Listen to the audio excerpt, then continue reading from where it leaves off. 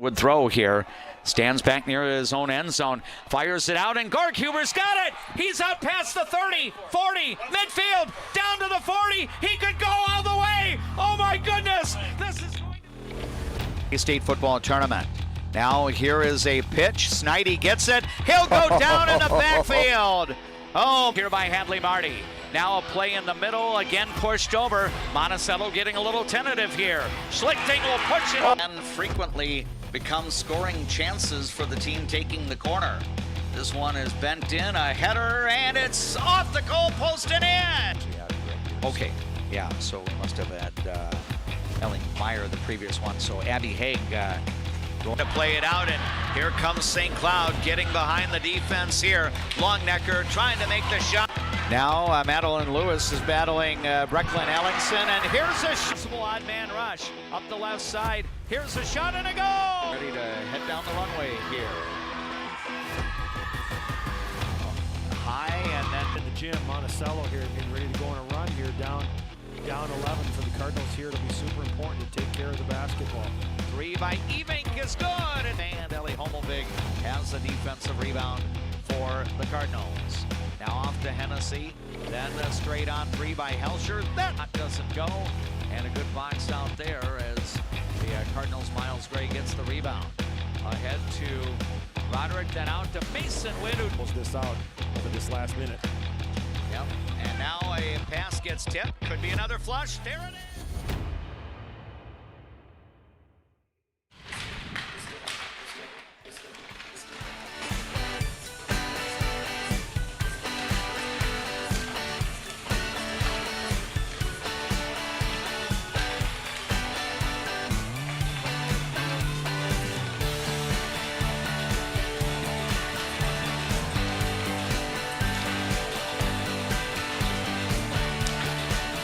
The first of our 3 late media presentations for this week is Prep Girls Hockey from Ottertail Country.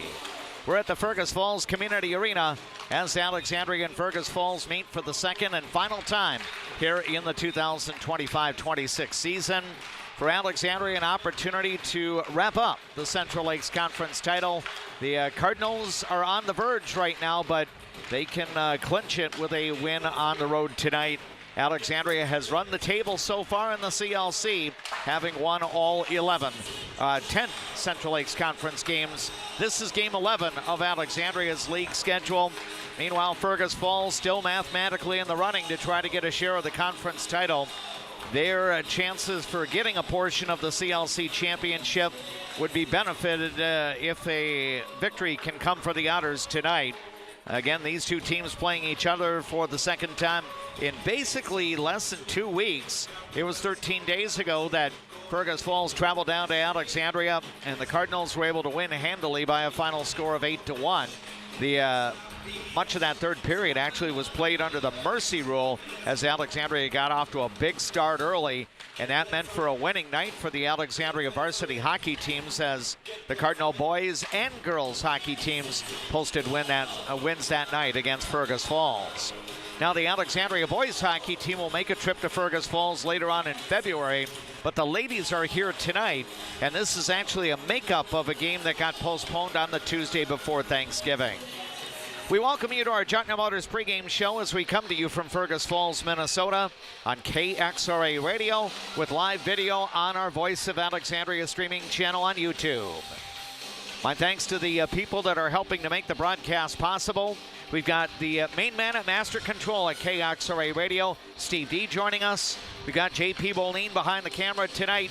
He is our silent partner in Fergus Falls as he is doing the live video streaming on our YouTube channel. My name is Dave McClurg. You can refer to me as DMAC if you'd like. And we also have as my broadcast partner tonight, the one, the only, Jeff James.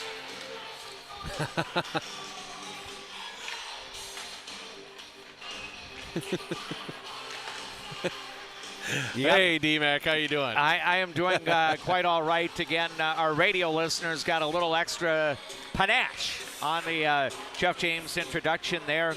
JJ, you and I have actually been making a number of trips here, I think almost every year in the last 4 years anyway. We've had the opportunity to cover Alexandria's game here. It's always a good rivalry. The Alexandria Cardinals have probably had the slight edge against the Otters in recent years. Fergus Falls has made a change in coaches. Tim Lill is no longer the head coach, but Isaac Vatnsdal has stepped in, and his team's kind of undergone a little bit of a roller coaster ride. Moments of good play, moments of not so great play. He's hoping that his team will have a better showing tonight than it did when Alexandria prevailed at the Prime West Health Runestone Community Center 13 days ago by an 8-1 score. Meanwhile, for Alexandria, I think it's just, kind of keep doing what you've been doing. It's amazing that, you look at Alexandria's 16-5 record. That includes an 0-2 start, 2 quality losses at the beginning of the year to Maple Grove and then last year's Class AA state champion Hill Murray. But since then, Alexandria's only lost 3 games out of the last 19, and each time that Alexandria's had a defeat, they have followed that up with multiple victories. And, it should be a fun Section 8 AA tournament, which is scheduled to begin on February 5th. I think right now Alexandria, in my opinion, could be anywhere from a number 2 seed and getting a first-round bye, meaning that the playoffs wouldn't start till February 7th, or Alexandria could go as low as conceivably number 4. And I think the good news is that Alexandria should be guaranteed a minimum of 1 home game, but boy, that conference title would be nice to add to the resume, and that's definitely within the ladies' grasp. Right, and that's what you're thinking tonight, and you're right. This matchup between these two teams, I was a little surprised to see the 8-1 score earlier this year, but we've dealt with that too here recently with new coaches. It could be mostly all returning girls, but it could be the same system. It's just something's different, right? You're maybe expected differently to play for this coach versus that coach, getting a little feel for each other. But I truly have a feeling that tonight will be a better contest. And you're right. The girls, they've been hot. They've been really hot over this long stretch of a lot of games. They've been playing really well, and that's a real good sign for the section tournament coming up. Now, as it stands right now, Alexandria would have potentially 3 more games to play after tonight. The River Lakes game at home, or actually down in Richmond on Thursday last week, got postponed due to the cold. Molly Arola, the head coach of the Lady Cardinals, said at this point it's not certain when the game could be made up. And you're starting to run up against the start of the section playoffs, which are next week. Rocori actually, or River Lakes I should say, which includes students from Rocori, go down into Section 2A, whereas Fergus Falls is in Section 6A along with Sartell, Sauk Rapids, and the St. Cloud Crush. Alexandria wins, obviously. The Cardinals become a Central Lakes Conference champion. Now, Fergus Falls actually has 3 more CLC games after tonight. They've got River Lakes on the schedule. They've got Detroit Lakes in a 2-point game. And an additional game with Brainerd Little Falls has been added right at the tail end. So if Alexandria wins, it seems to me that the Lady Cardinals would have enough equity that they could not be caught, especially if they were to go 2-0 against Fergus Falls. Right, and that's mission for tonight. That's the first thing. We talk about little goal boards at the beginning of the year, and I got to feel that this is one of those goals. And then the next one will be, maybe one of them's getting home ice advantage, which that puts a lot of stress on the last 3 games, in my opinion. I mean, we might have to talk about that because I'm wondering who gets the buys and things like that, if but we can talk about that later too. But handle your business tonight. I think that's the way you got to look at these last 4 or 3 games, depending on what it is. And handle your business. You have a big one against Moorhead. You have a real big one against Bemidji. But, I mean, for me, none's bigger than tonight because you can't do anything about those other ones until we're on the date It's amazing that you're almost speaking the words that Molly Arola will share with us in the next segment when we have our Alamere Health Coaches comments, because, again, right at the tail end as we were wrapping up that recording, she said, I'd love to think about what might be going on later this week, but dang it, we're focused on tonight. Right. And that's the right mindset to have. Tomorrow's going to come in an appropriate time, and Moorhead's going to visit the Prime West Health Runestone Community Center. We know that, but I'm sure the ladies will start thinking about the Moorhead Spuds after this game is done, because again, they want to end the drama of and push this one where they can actually be conference champions 4 consecutive years. To win a conference title is very difficult, and Alexandria is really sitting in a nice spot at this moment. Yeah, and we talked about it. You know how long it was. As well as I do how long it was to get that first one. I don't think these girls want to see anybody else sit up top for a while, because it took them so long to get one. Right. So, and they've really become a very, very good AA team, in my opinion. I mean, yeah, there's still probably a little bit more of an echelon to hit until you're getting to the, Edinas and everything else, where it's back and forth, but that'll come with time as well. We look forward to bringing you the play-by-play of Prep Girls Hockey. The varsity start time should be right near the top of the 7 o'clock hour. Alexandria at 16-5 on the year, facing Fergus Falls, which is presently 10-11 on the season. Thanks to all of the boosters of our Alexandria Cardinal sports coverage helping to bring you tonight's broadcast. We extend a big thank you to Jutner Motors for being the presenting sponsor of our pregame show. My conversation with Molly Arola, the head coach of the Alexandria Lady Cardinals, follows these words from our boosters of Cardinal sports coverage. Being locally owned here at the Culvers of Alexandria, Charles Johnson and myself, John Loomis, are very proud to be a part of the community. We enjoy the time we get to spend here, the memories we've made, and we're excited to see you after the game when you need to refuel. Go Cardinals! What's your number? We've driven 57 miles 6 times for a great deal at Quality Toyota. Quality Toyota. First Western provides the best in customer service. Professional, friendly, full-service banking is what you can count on at First Western. First Western, you can bank on us. Better water starts with EcoWater. Get started today and discover EcoWater's products and expertise for the perfect solution. Visit WeFixWaterMN.com with offices in Alexandria, Fergus Falls, Glenwood, and Morris. Hi, I'm Mark Lee from Mark Lee Excavating and Asphalt and Paving. I'm looking for people who have experience and are willing to work hard. For those that do, you can earn up to 6 figures working for my company. Give me a call and visit my website, because we're hiring and we want to talk to you about your next career with us.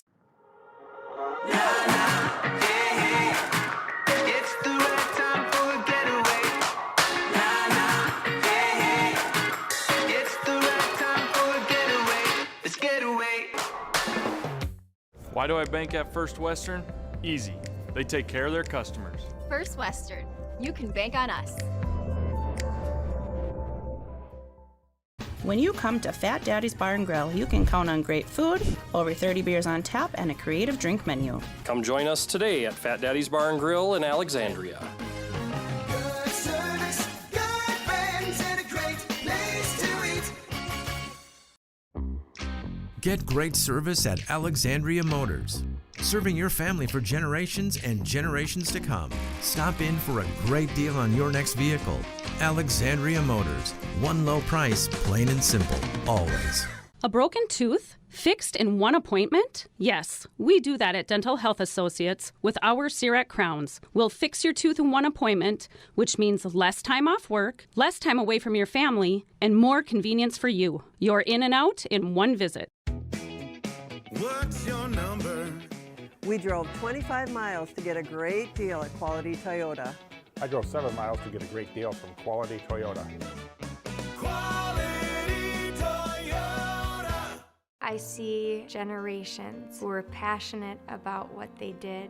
I hope that I can leave a legacy of compassion for people and love for family and friends.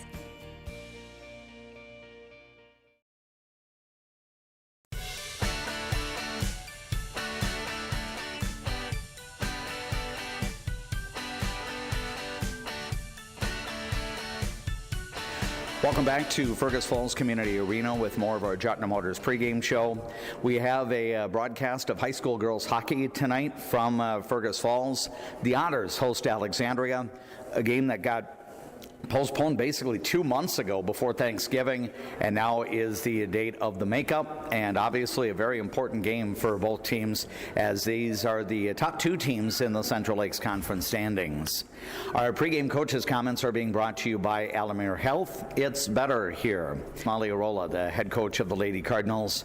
Molly, playing a Monday night game in January is not all that unusual for your team. I think it's the third time in 4 weeks that your kids have played on Monday. I want to go back to last Monday night because your ladies got the opportunity to play outdoors at the Hockey Day Minnesota site, the United Heroes League complex in Hastings. I would think it's a special opportunity to just be involved in that, and you got the opportunity to play your high school alma mater down in Hastings, but are you able to put in a few words what the whole experience was like last Monday? Oh, it was awesome, DMAC. It's an experience that every high school Minnesota hockey player should be able to have. It was so cool. Great facilities, great rink, great stadium, great atmosphere. It was just super fun to be a part of, and just playing hockey outdoors is always, super fun. It's nostalgic, and I know that the girls had a blast, and us coaches did too. I want to say, and you can correct me if I'm wrong, it's the third time since you've been head coach that GRG and Alexandria have actually played an outdoor game. I think the other two were up in Grand Rapids, but playing under nature skies and everything like that, what are some of the things that the players need to pay attention to and be focused on when they're going outdoors, because it's a very unusual situation? Yeah, it is different for sure. The boards, you just don't know how the boards are going to be. Sometimes they're really lively, sometimes they're really dead. Obviously the lighting is different. 1 minute the sun's out, the next minute it's not, and so just those little things that obviously we take for granted indoors, but what a fun time, and like you said, us and GRG have been kind of doing a tradition every couple years to just be outside and play the game how it's meant to be played, and we're just really thankful for the opportunity every time. I know this might be a weird follow-up question because it's all based on speculation. I believe the sites for the next two Hockey Day Minnesota locations have been determined. Brainerd gets it next year, and then I believe it's back in the Twin Cities. But there is some discussion that Alexandria is trying to make a bid, possibly 2029, maybe sometime after that. If Alexandria is going to be a host site for Hockey Day Minnesota, would Grand Rapids Greenway be the team to invite? Yeah, who knows, DMAC. First, we'd have to get it in Alex first, so one step at a time. But, they'd definitely be on the list for sure. Regarding the game against the Lightning last Monday, your team was able to have an outburst in the second period, I think scoring all 4 of their goals and ultimately going on to a 4-1 win. What happened to really tip the game in your team's favor at that point? Yeah, the first period was kind of sloppy for both teams, and just getting acclimated to it all, and then the second period, boom, we pumped in 4, had some great positioning in some places, and some couple lucky bounces that went our way and on our stick, and then able to put it home. But it was really good. We needed that second period goal scoring for us, because the third period we started out a little bit slow. Grand Rapids scored right away early in the third, and then we just kind of weathered the storm. And again, it was a great experience. It's always fun to win outdoors too, but it was just a really fun all-around experience, win or lose. Now, as a coach who's on the bench for the outdoor game and everything like that, do you bring extra layers of clothing to stay warm? I think I saw a few photos. You look to be bundled up pretty good. Yeah, for sure. We were bundled up, but they did a great job of keeping the benches warm. There was heaters everywhere, and so it truly wasn't too bad, and it was just really fun, and I hope we can do it again someday. The following night, your team hosted the St. Cloud Crush at the Prime West Health Runestone Community Center. And heading into that game, St. Cloud was still in the running to get at least a share of the conference title. I think the Crush had 2 losses, and one of those was down in St. Cloud to Alexandria. So when your team skated off the ice with a 3-0 victory, that completed the sweep over St. Cloud, a team that you will not face anymore this year. Ultimately, what turned out to be some of the pivotal factors as to why your team won that game? Well, we finally found the back of the net after 60-some shots. But no, that goaltender played very well. We finally figured out what we needed to do, to get her moving, and you can't do the same thing over and over again, it turns out. So it was good. It's always great to have that many shots and creating those things, opportunities, but we just figured out a way to get her moving and get the puck by her. I think the first goal of the night came late in the second period. I think Emily Doherty scored it to break the scoreless tie on what might have been the 41st or 42nd shot of the night. But at that point, do you feel a sense of relief, like, hey, we finally broke through this fortress? Yeah, absolutely. We could finally breathe a little bit just to get one by her, and then, get some confidence in the girls and be like, okay, I guess we can, figure this out. And so thankfully we were able to figure it out by the end of regulation, so that's always good news. But as we look to tonight against Fergus, we're going to have to get, just as many shots going and keep it rolling. Our guest right now for the Alamere Health Coaches Comment segment as part of our pregame show is Alexandria Girls Hockey Coach Molly Arola. Tonight, the Lady Cardinals are at Fergus Falls to challenge the Otters. It's the last Central Lakes Conference game of the regular season for Alexandria. Molly, it was about 2 weeks ago that Fergus Falls visited Alexandria, and again, it seems like your team has a habit of having combustible periods where they put a lot of goals on the board. I think that night it was a 4-goal first period and then, tacked on more throughout the night. But getting an 8-1 win over a pretty good Fergus Falls team, it's always good to beat a rival in the Central Lakes Conference. But what do you recall about that win? Yeah, I think you just said it too, D-Mac. It's always a rival with Fergus, whether we're in the same section anymore or not, or the same class. It's always going to be a rival, obviously, especially with CLC. But, it's always fun to play them because we know they're always going to play us hard, and vice versa. And so, yeah, when we are able to put, a bunch of goals up in a period, that's awesome. We just have to be able to hold that lead, and obviously, ideally, we'd like to keep that consistently through every single period. But, that game's over with, and so tonight's going to be different. I do think Fergus is going to play us a lot harder. I do think it's going to be a little bit different game, but we're ready for it. Obviously, there's a lot at stake tonight. If your team can get a victory, that keeps the CLC record undefeated, but that also reduces the magic number for winning the conference down to 0. At the very worst, your team's a co-champion in the conference, but your team really controls its fate. I've asked some of your players, some of them who have been part of previous conference champions, but it's very difficult to win a Central Lakes Conference title, regardless of what the sport is. But how special would it be to, find a way to get a win up here and end the conference race tonight? Yeah, absolutely. It'd be awesome. It's been a goal of ours from the start of the season. Our seniors want to four-peat. So it's on their minds. We know it's real. We know it's attainable, and we're gonna get the job done tonight. I know that we will. I'll ask you to kind of do a fill in the blank. This is going to be a good night for the Alexandria Lady Cards, and we're going to have a good bus ride home if we can take care of these things. In essence, the keys to tonight, what are they? Got to score goals. We got to find ways to score goals and be creative about it and not do the same thing over and over. And then we got to play tough D. I don't want us to allow any quality scoring chances in front of Vicky tonight.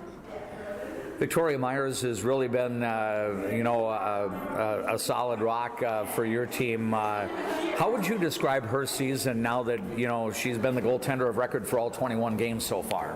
Yeah, she's been so good. It's been so fun to see her, come into her own and taking over the starting spot. And it's not always an easy thing. And goalies, obviously, there's only one of them. And so when that puck gets by them, they take it personal. And so she's just been doing a really good job all year, staying positive, being a leader, and truly, keeping us in some of those tight games that we have been able to win. And so she's been great. She's been steady, and we expect that moving forward. We'll wrap up the conversation there. We got the bulk of the pregame interview with Molly Arola in. Our thanks to Alexandria Health for presenting the pregame coaches' comments. That will wrap up our pregame show, brought to you by Jartner Motors of Alexandria. Varsity girls hockey is straight ahead with Alexandria at Fergus Falls. Now on our late media platforms, we enjoy these words from our boosters of Cardinals sports coverage. At ALP Utilities, we're proud to be a community-owned public power and water utility. That means local decisions, reliable service, and reinvesting in Alexandria.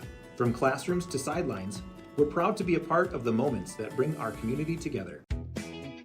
What's your number? We drove 25 miles to get a great deal at Quality Toyota. I drove 7 miles to get a great deal from Quality Toyota. Quality Toyota. Hi, I'm Dr. Emma. And I'm Dr. AJ. We're the dentists at the Alexandria Dental Clinic, where advanced care meets a family-first approach. From cosmetic dentistry and Invisalign to restorative work and pediatric care. Alexandria Dental Clinic, your smile's new best friend.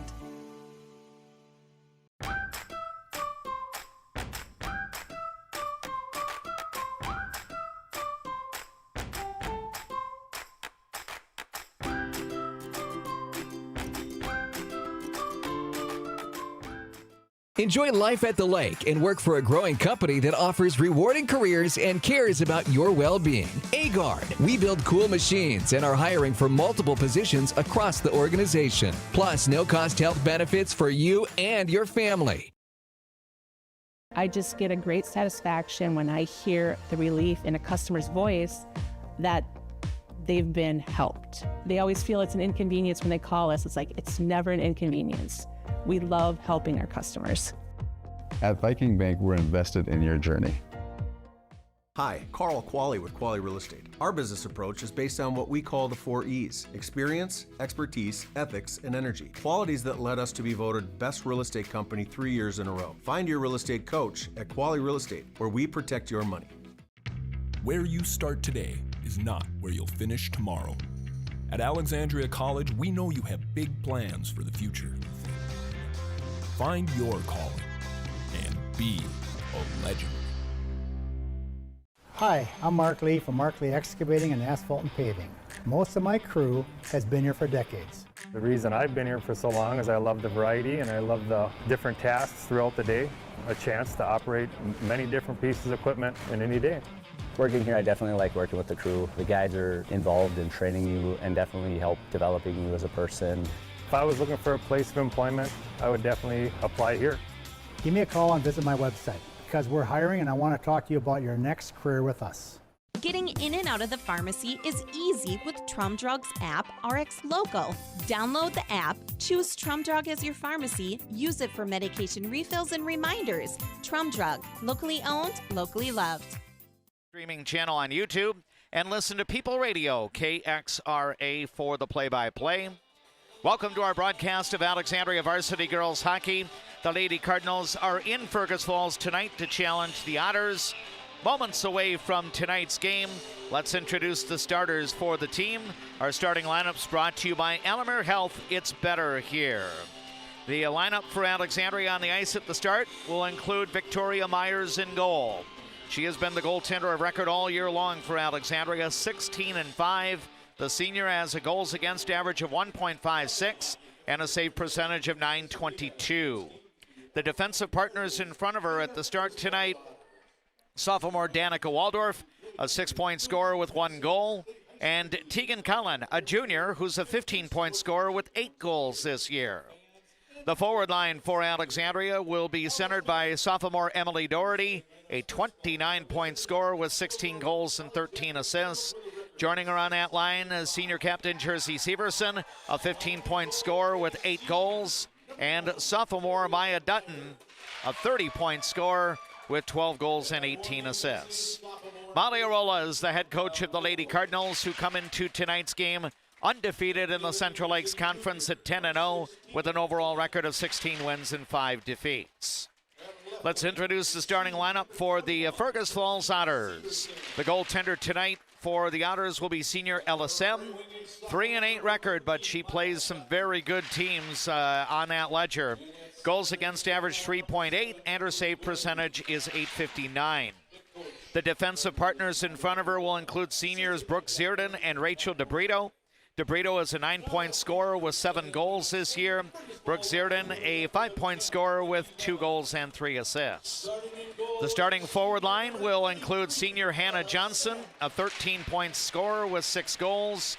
Her line mates, a couple of juniors, Avery Tonneson, a 16-point scorer with 6 goals, and Aubrey Nelson, an 8-point scorer with 5 goals this year. Isaac Vatnsdal is in his first year as varsity head coach at Fergus Falls. The Otters' overall mark is 10-11 coming into tonight's game. Fergus Falls is presently 7-2 in the Central Lakes Conference. That is good for 7 points in the CLC. Alexandria's 10-0 record includes a pair of 2-point wins over Detroit Lakes and Sartell Sauk Rapids. So the Cardinals, in terms of the overall points, have 12, and Fergus Falls has 7. Now we invite you to enjoy our national anthem. It is being presented to you by Carlson Music Center in Alexandria. For all of your music needs, including voice lessons for students, schedule online at carlsonmusiccenter.com.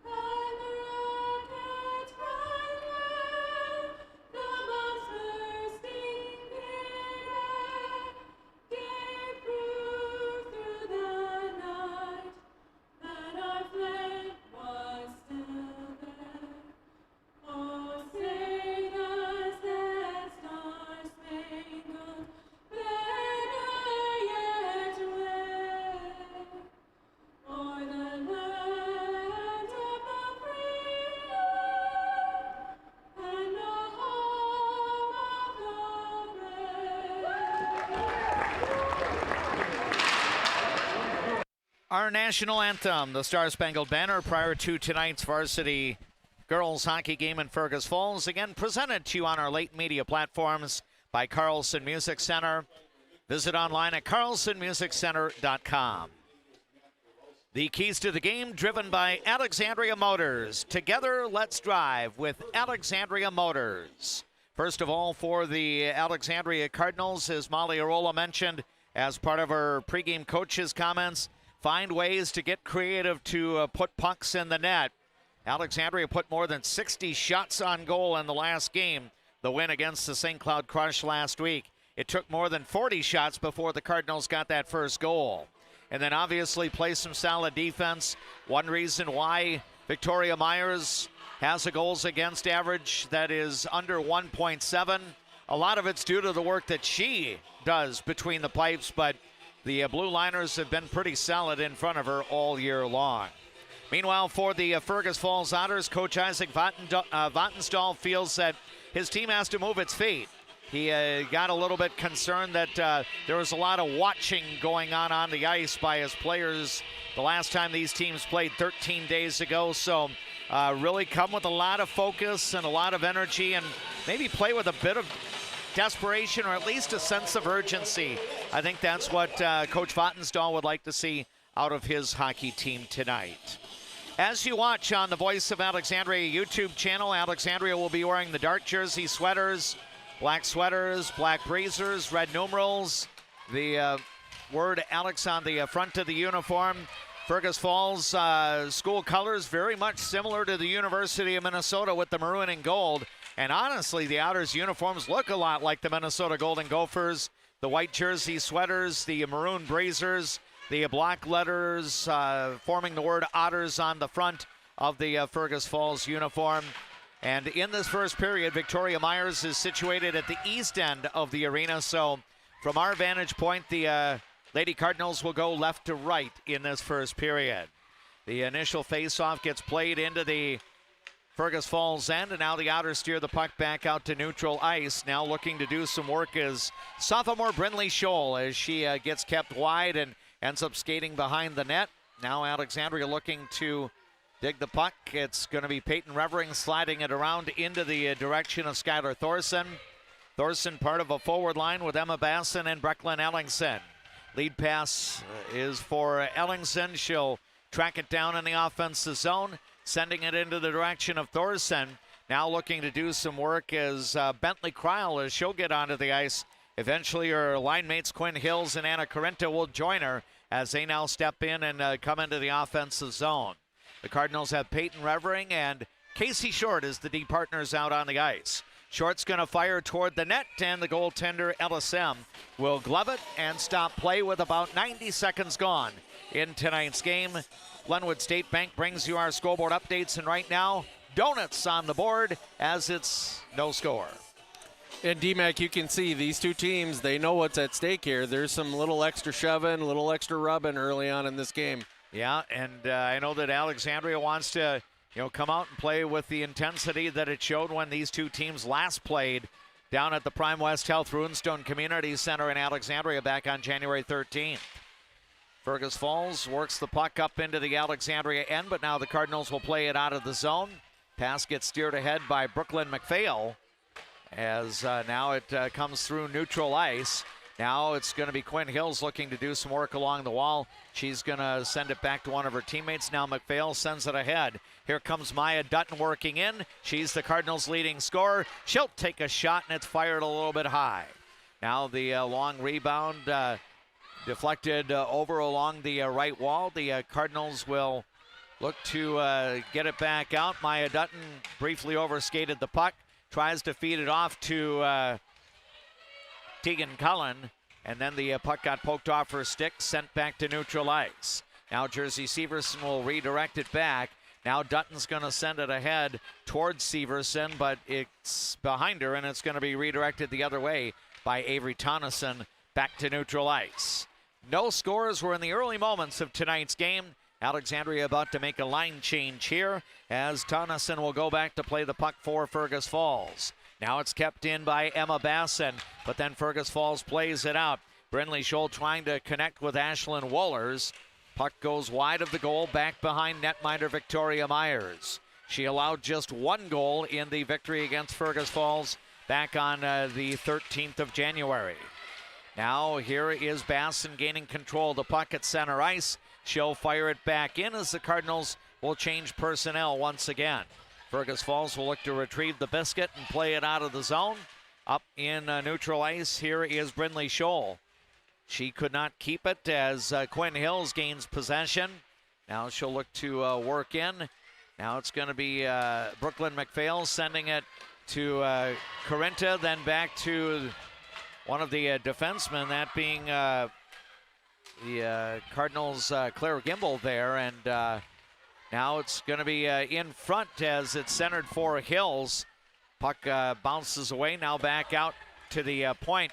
McPhail will look to fire, comes across the crease and gets intercepted. Now the Otters will play it back to neutral ice. Here comes Anna Corinta feeding it off to Hills left side. It's tipped off her stick into the corner. Hills will try to retrieve it. She battles Rachel DeBrito for possession here. Now it's played up along the right half wall by Fergus Falls. Avery Tonneson will skate out with it. She goes across center ice, now works into the Alexandria zone. Fergus Falls has yet to get off a shot on goaltender Victoria Myers in about 4.5 minutes of play. And now the puck crosses both sides of the blue line before Fergus Falls can clear the zone. So we'll have a neutral zone face-off. 12:28 is our time remaining in the first period. It's Alexandria nothing, Fergus Falls nothing. Face-off will be coming outside the blue line, and Emily Doherty sends it back, and now it's going to come up ahead, and now played in neutral. Here is Jersey Severson trying to feed it to Maya Dutton. It gets intercepted. Now we've got a puck that caroms. Hannah Johnson's racing the other way. Now she gets met over in the left corner. Now a battle for possession as Kinsey, or actually it was Avery Tonneson trying to play it, but Alexandria sends it back out. Here comes Severson working in. She'll fire a little bit wide. And now the long rebound cleared out of the zone by Fergus Falls. We've now moved past the 5-minute mark in terms of game played so far, and we have yet to see our first goal of the night. Delayed offside. Now the Otters do touch up and get back onside. Cardinals will play it back out to neutral ice. Here comes defenseman Rachel DeBrito. She'll send it ahead, and it gets fed toward the Alexandria net, deflecting over into the corner, then back out. DeBrito and one other defenseman out on the ice for Fergus Falls right now, as the Otters will make a line change here, allowing Alexandria to try to break out. Here's a pass ahead by Brooklyn Ellingson up to Emma Basson. Basson working into the slot area, kept wide, now over into the left corner. She's bothered by Katie Berggren. Now the puck gets cycled around over toward the right wall.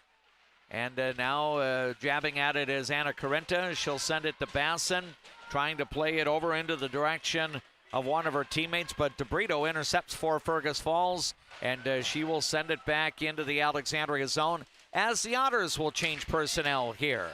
Now we've got a pass kept in. Aubrey Nelson will try to drop it off for Hannah Johnson. Working in, her stick got held up, but there's the shot, and it's going to be a save as Hannah Johnson was able to pull the trigger.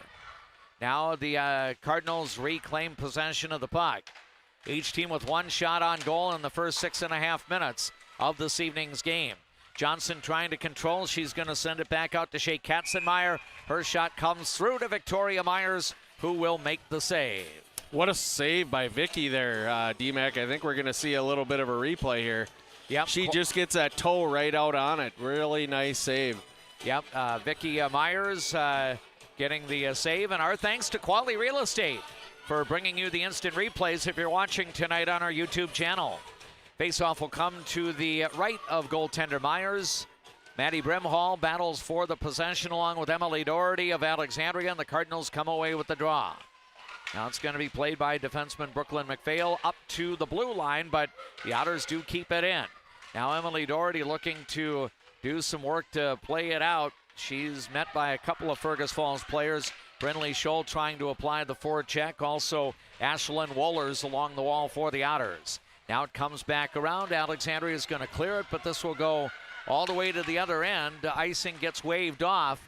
Now the Cardinals will look to set up. Here's a good centering pass. Maya Dutton able to take a shot.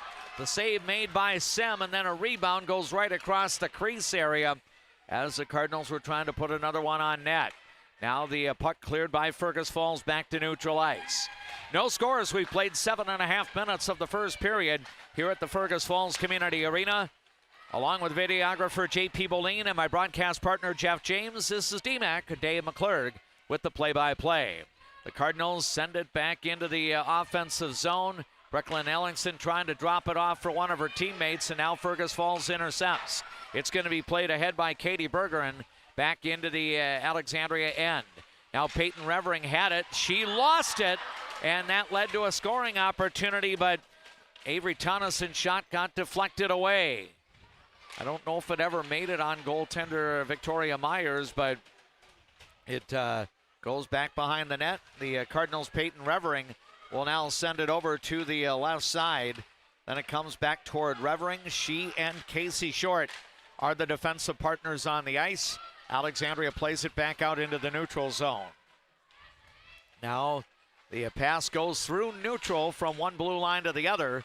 Now Anna Carinta will try to go the other way. Now to Quinn Hill. She'll fire, and that one goes a little bit wide. Cardinals trying to put some shots at the goal, but so far only 2 saves for LSM in nearly half of the period. Now the pass back to neutral ice. Claire Gimbel is going to send it up. Now Anna Carinta tried to skate through with it, but it's intercepted by Hannah Johnson. She'll send a lead pass to Aubrey Nelson. Nelson skates in on the right side, trying to feed toward the net. That one actually came on the goaltender Victoria Myers, as she'll make the save.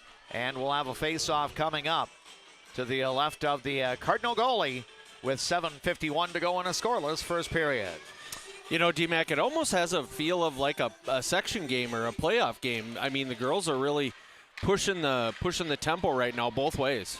Yep, Alexandria initially won the draw, but Fergus Falls intercepts. Now a centering attempt gets broken up by Alexandria. The Cardinals race the other way. Here comes Emily Doherty up the right side. Now the puck sent back out to neutral ice. Brooklyn McPhail is going to send it over toward her teammate Claire Gimbel. Now back into the Fergus Falls zone as Emily Doherty, Maya Dutton, and Jersey Severson are the forwards on the ice. Here's a rink-wide pass over toward the wall. Gimbel's going to send it down towards Severson. Now it gets broken up, but the pass is almost intercepted by Brooklyn McPhail, but she couldn't keep it on her stick. Fergus Falls able to chop away at it. Rachel DeBrito tries to send it along the half wall. It comes toward McPhail, but her shot got blocked. And now Alexandria looking to play it out front, but the centering attempt by Jersey Severson broken up. Now McPhail has it right along the goal line. She was trying to feed one in front. The puck caroms back behind the netminder LSM, and now Fergus Falls is going to clear it the other way. I don't know if this puck's going to go far enough for icing. Nope, Alexandria is going to end up playing it. And now the Otters will try to put it back into the Cardinals' end. Still no score. We've played a little more than 10 minutes of tonight's game at the Fergus Falls Community Arena. Along with Jeff James, this is DMAC Dave McClurg bringing you the play-by-play on People Radio, KXRA Alexandria. 1490 AM, 100.3 FM, 105.7 FM. Audio as well through the Voice of Alexandria app. And thanks to Integrity Title of Alexandria for being our signature streaming sponsor of our video that you see on our YouTube channel. Now Fergus Falls gets called for icing, and we'll have a whistle stopping play with 5:58 to go on the first. Alexandria and the Fergus Falls Otters remain scoreless. Another thing that makes me feel like it's playoff hockey is both teams seems to really be collapsing in front of their goaltenders, selling out, blocking shots. Now Alexandria wins the draw, and the Cardinals tried a centering pass at Fergus Falls, broke up. Now Quinn Hills will retrieve it and send it over into the offensive zone. Hills part of a forward line that includes Anna Carinta and Bentley Cryle. Now Fergus Falls, Aubrey Nelson trying to work through. Nelson, Avery Tonneson, and Hannah Johnson help to form a forward line for the Otters. Now Tonneson will try to feed it ahead, but Alexandria intercepts. Now it's Casey Short having her stick held, and now the puck back into the Fergus Falls zone. We've only had 4 shots on goal, 2 aside in the first 11-plus minutes. Now a centering pass, but Fergus Falls deflects that away. Aubrey Nelson sent it over toward the right half wall. Now the Cardinals regain control. Here's Jersey Severson off to Emily Doherty. She slipped a little bit as she was trying to get a shot off, and as a result, it never made it to goaltender LSM. Fergus Falls will now send it out of the zone as the pass comes up to center ice, and then it'll be dropped into the Alexandria end by Ashlyn Wohlers. Now Alexandria getting some space. Here comes Doherty up the right side, working in. Her shot got partially blocked.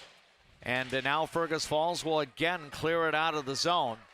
Brooklyn McPhail retrieves it in neutral ice. She'll send it ahead for the Alexandria Cardinals. Looks like the Skylar Thorson, Emma Bass, and Brooklyn Ellingson line is now coming back onto the ice. And here's a shot by Ellingson that got deflected. Now the puck over along the right wall in the Fergus Falls end. The Otters trying to clear it out, and Fergus Falls successfully does that. Still no scores. We're about 13-14 minutes into tonight's game. We go under 4 remaining in this opening period. Now the Cardinals Ellingson will send it back into the Fergus Falls end. The Cardinals will change personnel here. Emma Basson on the ice right now, and then the Otters are going to clear it back the other way, and we should have an icing call, and that will stop play with 3:43 to go in the first. Alexandria and Fergus Falls still scoreless. It really seems to me, and again, Jeff, you and I were not on, well, maybe you were on hand for the high school doubleheader on the 13th of January. Fergus Falls is doing a nice job at preventing Alexandria from really getting a lot of opportunities, even in the slot area or close to the net. Yeah, there's a lot of sticks in passing lanes. There's a lot of block shots, tip shots, just like we had there. So both teams still looking for their first goal of the night. Aubrey Nelson's going to work ahead into the into the Alexandria zone. She backhands one toward the net. It got broken up by Alexandria. And now the Cardinals regain control. Anna Corinta's going to send it ahead to Quinn Hills. Hills works in. She'll take a shot. That gets fired a little bit wide. Long rebound comes into the direction of Aubrey Nelson, and she'll steer it back out to neutral ice. Now Captain Jersey Severson gains control. She waits for her teammates to get back on side. Again, when these teams played less than 2 weeks ago, Alexandria had a 4-goal first period and won the game 8-1. This one is 0-0 right now with under 3 minutes to go in the first period. Now a battle for possession over in the left corner. And now it's going to come out. Here's a shot from the point, and that one got tipped. I think Peyton Revering put the shot on goal. Now it comes back her way. She's going to try to feed it towards Severson. Fergus Falls looking to play it out, but it's kept in here. Doherty looks to fire, and that one goes into traffic again. And now the Otters are going to clear it back the other way, and we're going to have another icing call. Yeah, things are trending really well for Alexandria, though, because that's the third consecutive icing by the Otters to just break up some pressure here. They almost sprung somebody for a breakaway there, but a little too hard. Yep, so the faceoff will be coming to the left of the goaltender, LSM. It'll be Maddie Brimhall and Brecklin Ellingson battling for the draw here. And the puck possession will be won by Alexandria. Brooklyn McPhail trying to send it toward Ellingson. Now players stumbling on the ice trying to gain possession of the puck. Now it comes along the left wall. Centering attempt intercepted here by Brindley Scholl of Fergus Falls. She can't work out of the zone. Alexandria will put it back in deep. Still no score, late stages of the first period at the Fergus Falls Community Arena. Now it comes back out top. Brooklyn McPhail's going to fire, and a stick save made there by the goaltender, Sem. Now the puck is going to be over in the right corner, and Fergus Falls looking to play it ahead. And Brindley Scholl drops it off, and now it's going to be taken here by Brimhall. She'll send it back into the zone, and now Alexandria with a little bit of a stretch pass there from Gimbel toward Anna Corinta, but it gets intercepted. Katie Bergeron will now come in for the Otters, trying to do some work in the Alexandria zone. We're down to 75 seconds to go in the first period. It's Alexandria nothing, Fergus Falls nothing on the Glenwood State Bank scoreboard. Now the Cardinals again back in their own end. Here's Quinn Hills sending it, and now it's going to be sent over toward the right half wall. Bentley Kreil will steer it around into the direction of Hills. Hills now sends it diagonal over to the right side for Bentley Kreil. Kreil 1-on-2. She'll fire. The save made by Sim and then steered away by Avery Tonneson. And now the Otters are going to send it back into the Alexandria Cardinals zone. It got tipped into the Alexandria end, so no icing here. Now the Otters looking to apply their forecheck with Atlee Duckwitz trying to do some work, and Alexandria regains control, and here's a pass that nearly got broken up by Aubrey Nelson, but the Cardinals do play it out to neutral ice. Jersey Severson is going to send it across now toward Tegan Cullen. Then it comes toward Danica Waldorf. Waldorf ahead up the right side. Down to the last few seconds of the period. Here's Emily Doherty trying to put one on net. Save made.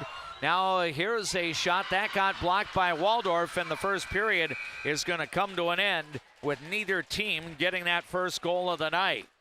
So 17 minutes of play, and again, it really seems like both teams are doing a very good job protecting the cage in front of their respective goaltenders. LSM for Fergus Falls and Vicky Myers for Alexandria. No scoring after one period of play here at the Fergus Falls Community Arena. Later tonight, between the second and third periods, we will have our Eldon's Fresh Foods mid-game report. But right now on our late media platforms, including KXRA Radio and the Voice of Alexandria streaming channel on YouTube, we'll take a break and we'll enjoy these messages from our boosters of Cardinal sports coverage. Hi, I'm Mark Lee from Mark Lee Excavating and Asphalt and Paving. I'm looking for experienced, hardworking people to join my company. When you work for us, you'll be home every night, no overnight hotels. Give me a call and visit my website, because we're hiring and we want to talk to you about your next career with us. Life can sometimes feel like you're navigating through construction. You hit a detour, run out of gas, or you're going the wrong way on a one-way street. But Lakeland Mental Health Center is here to help you get back to the right path. Visit lmhc.org. Help today for a better tomorrow. Where you start today is not where you'll finish tomorrow. At Alexandria College, we know you have big plans for the future. Find your calling and be a legend. Dentistry at the Center knows all about busy schedules, and that's one of the best things about having 3 dentists. We have more appointment times available, so we can see you sooner. So, for dentist appointments to fit your schedule better, come see the friendly folks at Dentistry at the Center.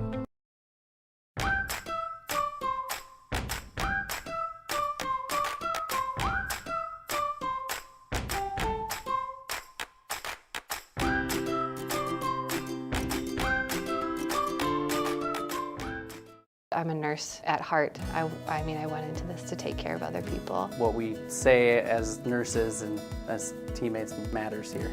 Come on over, you'll love it. You will get to experience so many things and help many people. Cardinals fans, did you know that Cenex Midtown Express has a gas pump designated to support Alexandria Public Schools? For each gallon purchased, 2 cents will be donated to the schools. Pump up your pride at Cenex, your local hometown choice in Alexandria and Garfield. Owned by the community, supporting the community. As the seasons change, so do the needs of your car. That's when Alexandria drivers turn to Mike and Josh at Precision Auto. From simple tune-ups to major repairs, trust a pro. Precision Auto on 8th and Nokomis, Alexandria. Trum Drug has things in every aisle that you won't find anywhere else, and many of them are made right here in Minnesota. Stop in and grab something for yourself, a friend, or family. Trum Drug, locally owned, locally loved. If you haven't experienced all new Woodies, you're missing out on the best clean in town. We installed all new equipment and high suction vacuum service, but kept our personalized touch with our pre-wash and hand drying service. Get your shine on at Woody's Car Wash in the heart of downtown Alexandria. At the end of one period in high school girls hockey in Fergus Falls, the host Otters and the visiting Alexandria Lady Cardinals are scoreless. Hello once again. Along with Jeff James, I am D-Mac Dave McClurg. Together, we are with videographer J.P. Boleen at the Fergus Falls Community Arena. Again, no scoring for either side in the first 17 minutes of play. Jeff, really a first period that was pretty good paced. Obviously with no scoring, you didn't have any stoppages there. You didn't have any trips to the penalty box, so no stoppages there. And I know that the Fergus Falls Otters may have had 3 or 4 icings in that first period, but, pretty much continuous play. Yeah, and I thought it was, the energy was unbelievable in that first period for both teams. I think that energy, though, had them a little pumped up, and they were, sloppy's the wrong word, but just they weren't, either team was hitting a lot of great passes, but it started to get better as the game went on, which those butterflies go away, and you tend to do that. I think it's such a defensive game, though, right now. You can see both teams have a very specific plan, getting those passing lanes, protect that goalie. A little bit more on the Fergus side because you can see them when we get the puck in the zone, you can probably throw a blanket over all 5 players out in front of the goaltender. So they're definitely looking to limit the opportunities that Alexandria has. But I thought both of them, I think the shots are a little bit higher than they say, but still a very low shot period, and that's going to happen when you play some defensive game. Yeah, I know the scoreboard right now has 5 shots to 3 for Alexandria over Fergus Falls, and I think there were some other shots that got steered away, right. Either by a glove or by a stick.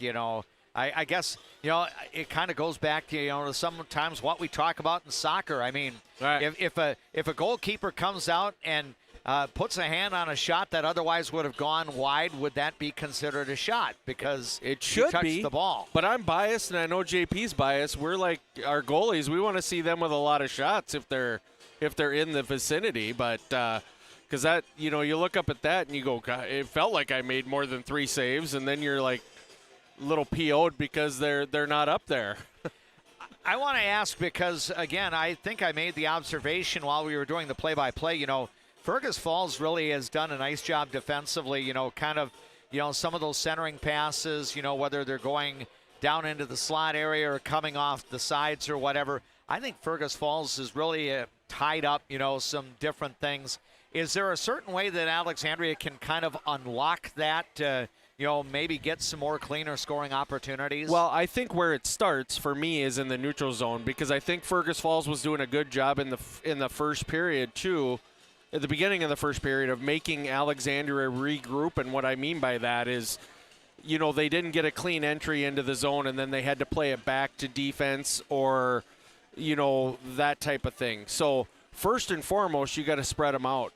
It did look like several times there that they were playing man, too. I bet you didn't think that you could play man defense in hockey, but you can. Okay. So what you basically do is you pick each girl picks a player, and they follow them. And a lot of the times you'll see where they'll do it with the forwards, and the D will stay home. But there was a few times where I saw, when we're on the puck, the girl will stay with that player no matter where she's going, which leads me to believe that they're maybe concentrating on a few of the scorers that Alexandria has. So I think the biggest thing that you have to do is when you're in the offensive zone, you got to play it back to the D. But Fergus has been really good at coming out and challenging those shots or getting bodies on those shots. They might not be out as far as they need to, but they're getting in the way of the shots. You just got to spread them out. I mean, that's the biggest thing. Spread them out. Make sure that you're not putting too many people in front. Spread them out and get those shots through. Again, no scoring recap because we had no goals, and no penalty summary because we had no penalties. Hey, that's good, though. Yeah, that all adds up to a rather quick-moving first period. Again, the official numbers on the scoreboard at the moment: 5 shots for Alexandria in the opening period and 3 for Fergus Falls. A little bit later on, as we get closer to the 8 o'clock hour, or early in the 8, we will have our Eldon's Fresh Foods mid-game report. Again, Alexandria and Fergus Falls are scoreless in varsity girls hockey through 1.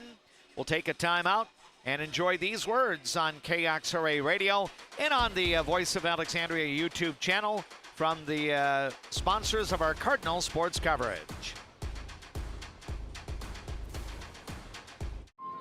Who do you turn to if you or a loved one is experiencing a mental health crisis? We're here. Region 4 South Mobile Crisis Team will come to you by calling 701-364-0431. Fresh, family, locally loved. Eldon's Fresh Foods.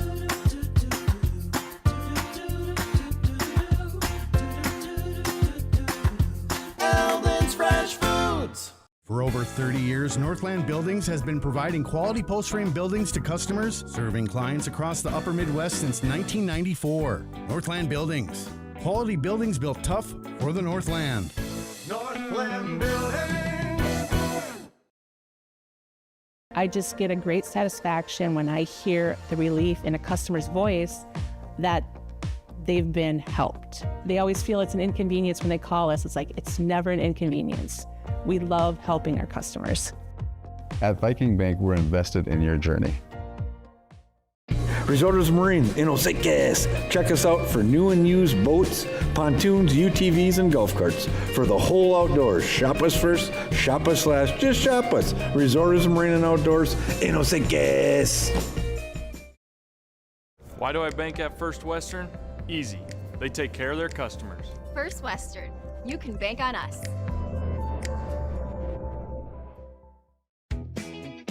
What's your number? We drove 25 miles to get a great deal at Quality Toyota. I drove 7 miles to get a great deal from Quality Toyota. Quality Toyota. Being locally owned here at the Culvers of Alexandria, Charles Johnson and myself, John Loomis, are very proud to be a part of the community. We enjoy the time we get to spend here, the memories we've made, and we're excited to see you after the game when you need to refuel. Go Cardinals! Better water starts with EcoWater. Get started today and discover EcoWater's products and expertise for the perfect solution. Visit WeFixWaterMN.com with offices in Alexandria, Fergus Falls, Glenwood, and Morris. Yeah.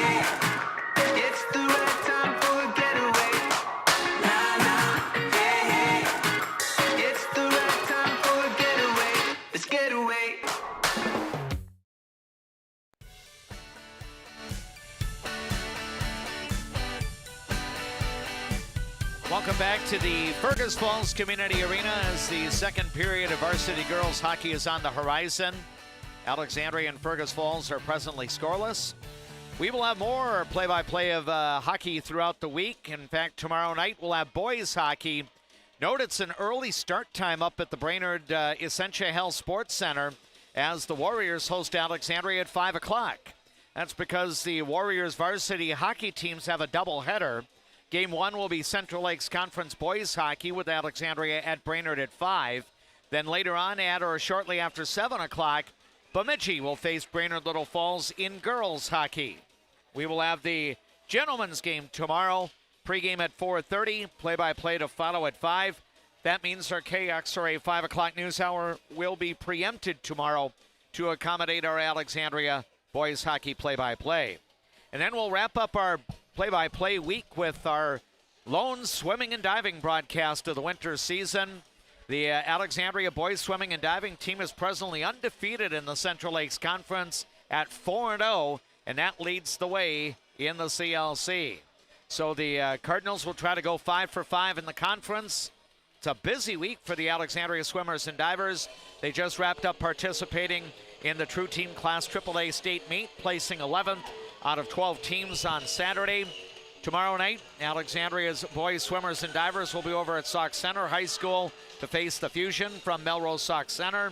And then Thursday night, our late media presentation will have Alexandria at Detroit Lakes, live from the Detroit Lakes Community and Cultural Center. Mark Storhaug will join me, Dave McClurg, for the coverage. JP Boline will be along. It'll be one of those rare instances in the winter where we can dress in short sleeves. That's because the pool area gets rather warm and humid. In fact, I think last year when Coach Storhaug joined us, he actually had the warm-up wind pants as we were going to the game, and he doffed those, so he had shorts to go along with his short sleeve polo. But Alexandria at Detroit Lakes, that's a 6 o'clock blended varsity and JV meet on Thursday. And we'll look forward to having it for you on KXRA Radio with the video streaming on our YouTube channel. I strongly suggest you check out our YouTube channel to get the video blended with the KXRA coverage. Both teams are at full strength to get the second period underway.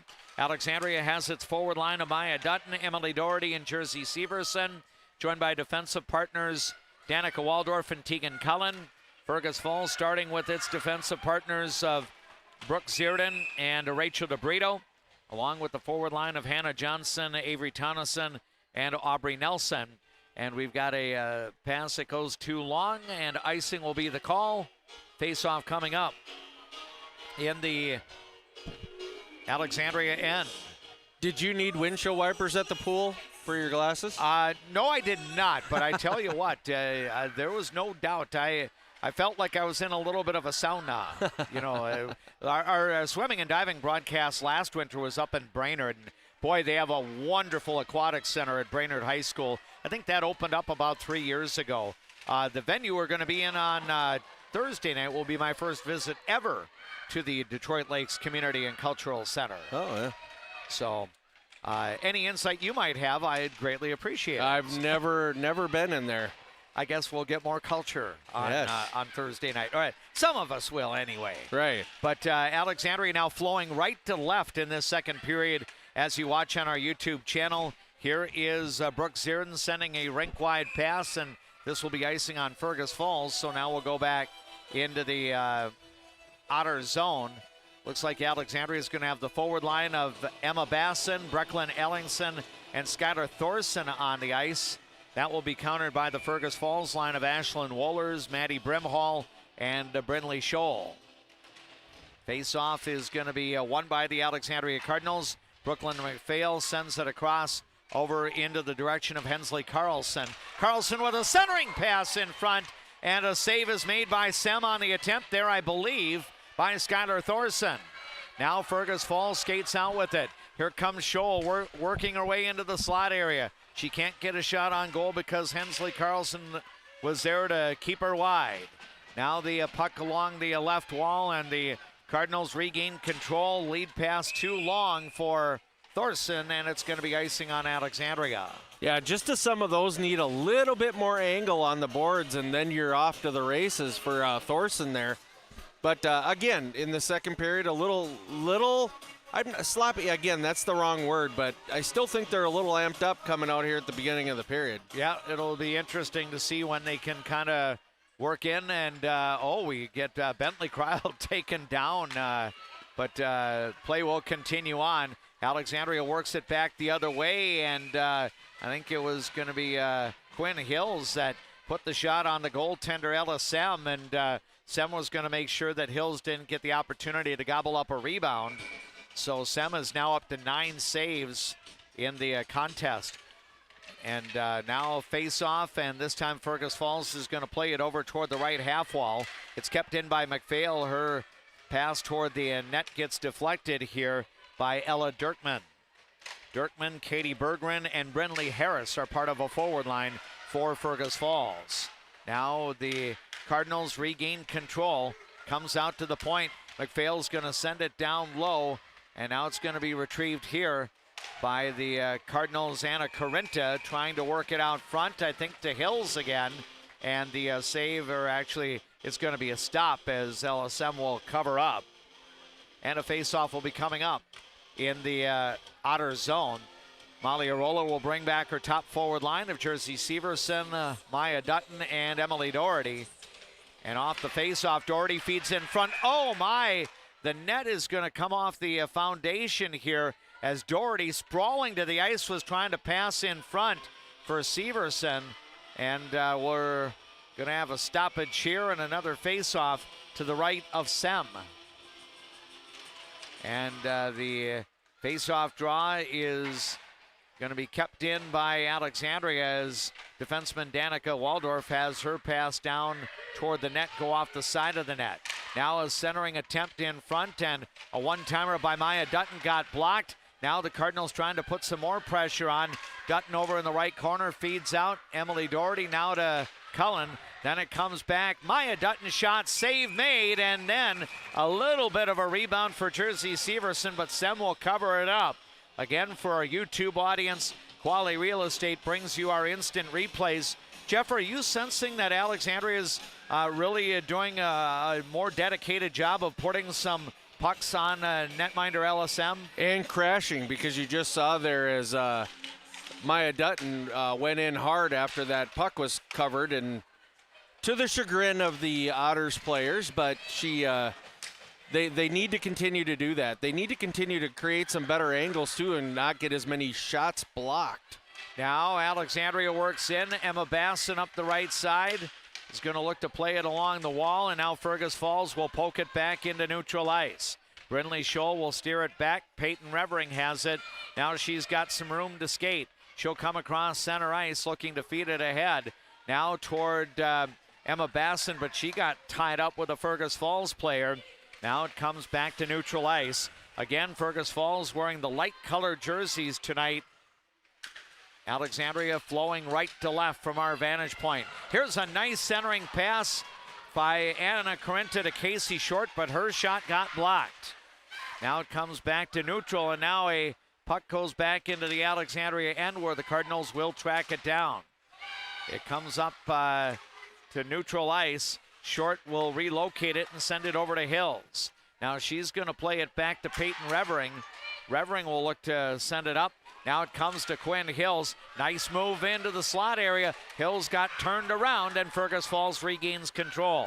Now a lead pass comes ahead to Katie Berggren. Berggren will fire, and that one got deflected. I think that one may have found its way to the net as Victoria Myers made the save.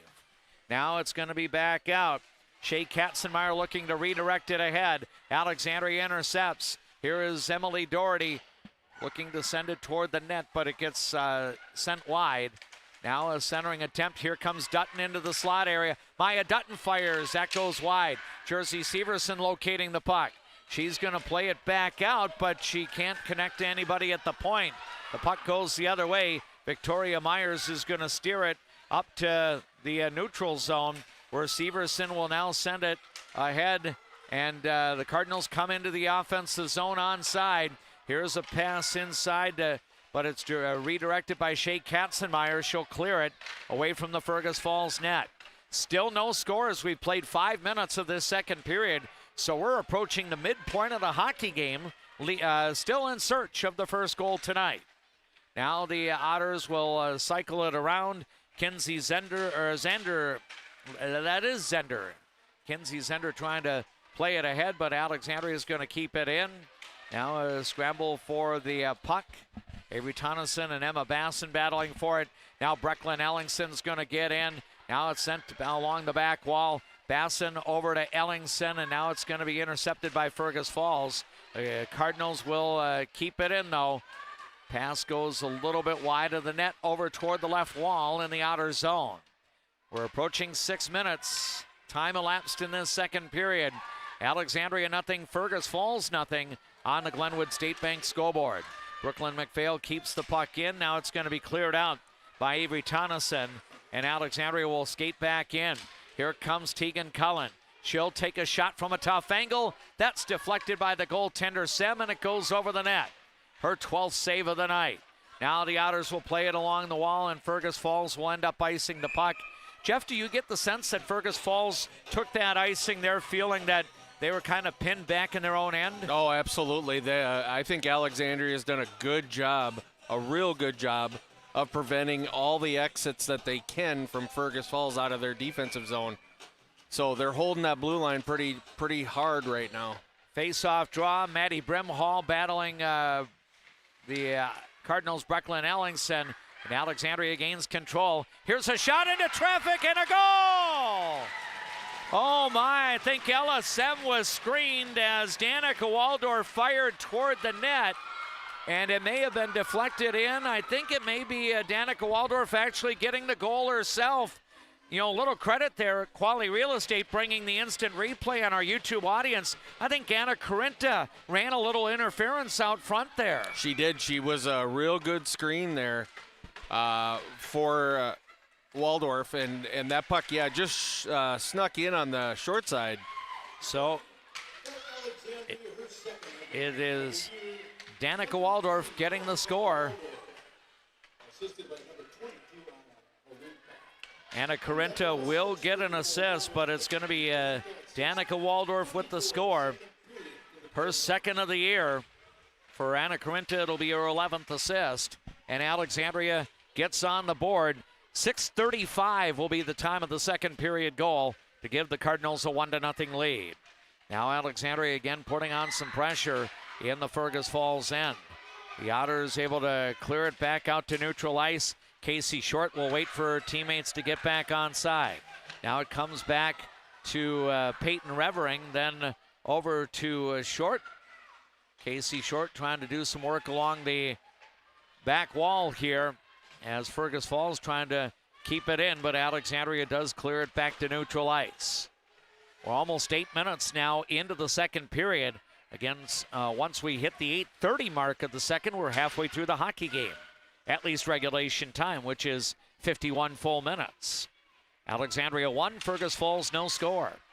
Emily Doherty will play the puck back toward one of her defensemen. Now Doherty has it. She'll try to work in, feeding across. Centering attempt got broken up. Doherty will leave it off for Maya Dutton. Dutton back behind the net, handling it. Now playing it out top to Hensley Carlson.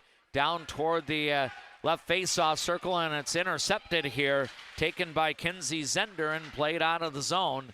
Now Brecklin Ellingson will get back to retrieve it for Alexandria. Puck comes up to the blue line. Now a charge the other way. Ellingson will skate up the left side, but I think Emma Basson may have been across the blue line too soon, and that will mean a neutral zone face-off. And she knew it right away. She put her hand on her head. She knew she was probably in by a couple of two good strides. Yeah, that wasn't nip and tuck. It was definitively offside. So Basson, Skylar Thorson, Brecklin Ellingson, the forwards on the ice, joined by Hensley Carlson and Brooklyn McPhail as the D partners out in front of goaltender Victoria Myers. Myers has the shutout going. She ended up getting a shutout, stopping a little more than a dozen shots in the 3-0 win against the St. Cloud Crush last Tuesday. That gave Alexandria at least a share of the Central Lakes Conference title. The Cardinals have 12 points out of a possible 12, going 10-0 in the CLC. Fergus Falls is presently 7-2. The Otters will end up playing a total of 13 conference games. Their last 4 between now and next Monday are against CLC rivals. Now a little traffic in front as the puck comes toward Victoria Myers, and she'll stop the puck and create a face-off in the Alexandria zone. Yeah, it's pretty important to show the fans at home just how much. It's nice to be able to see it on TV, but this is literally like the first minute that they've had offensive pressure here. It looks like we're going to end up with a penalty here too, D-Mac. Yeah, Hensley Carlson is going to go off here in the second period at 9 minutes and 15 seconds. So the Otters will get a power play. I did not see why Hensley got the gate. I didn't see it either. We'll find out, though. It is a hooking penalty on Carlson, giving the Otters a power play. Now here's a shot by Maddie Brimhall, and that got deflected. Brimhall, Rachel DeBrito on the ice right now. Also, you've got Avery Tonneson out there. I think you've got Brooke Zierden on the ice, and one other forward for Fergus Falls, and that is Hannah Johnson. Alexandria has for penalty kill forwards Maya Dutton and Emily Doherty, along with defensive partners Tegan Cullen and Danica Waldorf. We're now down to 7 minutes remaining in the second, still about 1:15 to go in the Fergus Falls power play. This is the first power play chance for either side tonight. Yeah, we've had a goal and a penalty. Yep.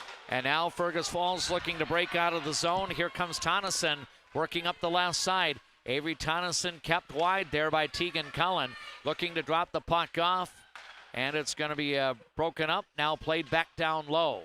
Cullen will steer it around and send it out of the zone. Now it's going to be Shea Katzenmeyer retrieving it, sending it now off, and here's a, nope, no shot. The attempt by Aubrey Nelson, I think, got blocked as she was fronted by an Alexandria player before she could shoot. Now the Cardinals again clear the puck back to neutral ice. Still about 25 seconds to go in the Fergus Falls power play. We're about to go under 6 minutes remaining in the second. It's Alexandria 1, Fergus Falls nothing. Our scoreboard updates brought to you by Glenwood State Bank. Now it's going to be Ashlyn Wohlers sending one out to the point for Zender. Her shot on goal, and then another shot on goal. Scramble for the loose puck, and the Cardinals are able to clear it out. And Alexandria gets back to full strength. Now looking to skate in for the Otters is Shea Katzenmeyer, but Alexandria breaks the pass up. Here's Maya Dutton sending it the other way, and LSM is actually going to cover up the puck there. Kind of curious. It didn't seem like Alexandria was crashing any forwards toward the net there. Maybe LSM just thought, be careful here and create a face-off. Well, Maya was coming hard, but then she decided to break off to the net, and I saw Coach Waldorf going, no, keep going. Okay. And so I think there was a tad bit of confusion on both sides there. Right now, Alexandria has Maya Dutton on the ice, Jersey Severson and Emily Doherty, joined by D partners. I think it's Brooklyn McPhail and Claire Gimble. Or is it Yep, I think it is McPhail and Gimble. Now here is Gimble taking a shot. Save made by LSM, and that will be her 13th of the night. Quality Real Estate bringing you our instant replays if you're watching tonight on our YouTube channel. Yeah, Alexandria is doing a really good job of getting traffic in front of Sim, so it's one of those situations that you kind of have to do. Make it hard for her to see anything coming at her. The face-off won by Brecklin Ellingson. She'll skate out front into the slot area, but her shot got blocked. Her next one comes toward the net, steered away by the goaltender, Sem. Now Ellingson will try to feed in front, and a shot by Emma Basson just a little bit wide. Now the Otters will play it out of the zone. Alexandria will go back to retrieve it. Brooklyn McPhail back behind her own net. Now looking to send it up the left side. It's going to be intercepted by Maddie Brimhall, but then the Cardinals regain control. Alexandria looking to break out. Here's a pass up. It comes into the direction of Skylar Thorson. Nice lead pass toward Basson, and then Fergus Falls breaks that up, sending it toward the right wall. Now Anna Corinta will go for it. Centering pass, a one-timer and a goal! Wow. Oh, very nice. Skylar Thorson lights the lamp, getting a perfect centering pass there from Anna Corinta, and the Cardinals take a 2-0 lead. She put that thing away. Nice play by Thorson there to just get that thing as high as she could, too, in the net. Okay, JJ, I'm sensing a Culver's play of the game here. Should we give it to the finisher, Skylar Thorson, or the assister, Anna Corinta? I'm telling you what, they're both nice plays. Too bad we don't have two of them, but let's do it for Thorson. Okay, I can agree with that. So Skylar Thorson will get the goal. That'll be her 4th of the year. Anna Corinta will get her 2nd assist of the night, and line mate Emma Basson will also get an assist. So now Alexandria has a 2-goal advantage. Now Alexandria trying to do a wraparound here, loose puck, and it comes out to the point. Peyton Revering will fire, and that one got blocked. Now Quinn Hills will try to track it down. She'll feed in front. Now a little wrist shot, and a save is made. I think it was Izzy Nye getting the opportunity to get onto the ice there, and she took the wrist shot that got saved by LSM. Yeah, Alexandria just seems like they've turned it up a notch this period, D-Mac. I mean, I thought the effort was good in the first period, but they've just made some adjustments that are really kind of flustering Fergus right now. So the face-off will come to the left of the goaltender, Sem. Alexandria wins the draw, but Hensley Carlson was unable to keep it in. Now an odd player rush the other way. Here comes Aubrey Nelson getting it across, and Avery Tonneson will put it away. And just like that, Alexandria's lead is cut in half. It's now the Lady Cardinals 2, the Fergus Falls Otters 1. As soon as you say something like they really stuck it to Fergus this period, they come back and do that. I guess you'll call that the JJ jinx. Yeah, there could be a JJ jinx. I mean, there might be some credence to that there. For Avery Tonneson, it should be her 7th goal of the year. And I believe Aubrey Nelson would get 1 assist.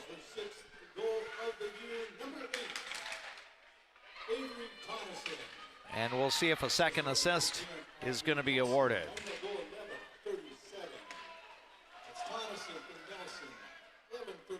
Yep, it looks like only 1 assist, and that will be for Aubrey Nelson. So now both teams have goals. All the scoring has come here in the second, and now we're going to have another penalty coming up. The Otters are going to, well, it looked like the Otters had possession. Oh, no. Yeah, it's going to be the Otters. I was going to say, it looked like the Otters had possession when referee Wyatt Murray, former Alexandria Area Hockey Association player and Wadena High School player, is ref in our game tonight. So slashing a penalty on the Fergus Falls Otters, Aubrey Nelson. She gets the gate at 14:05, so Alexandria on the power play.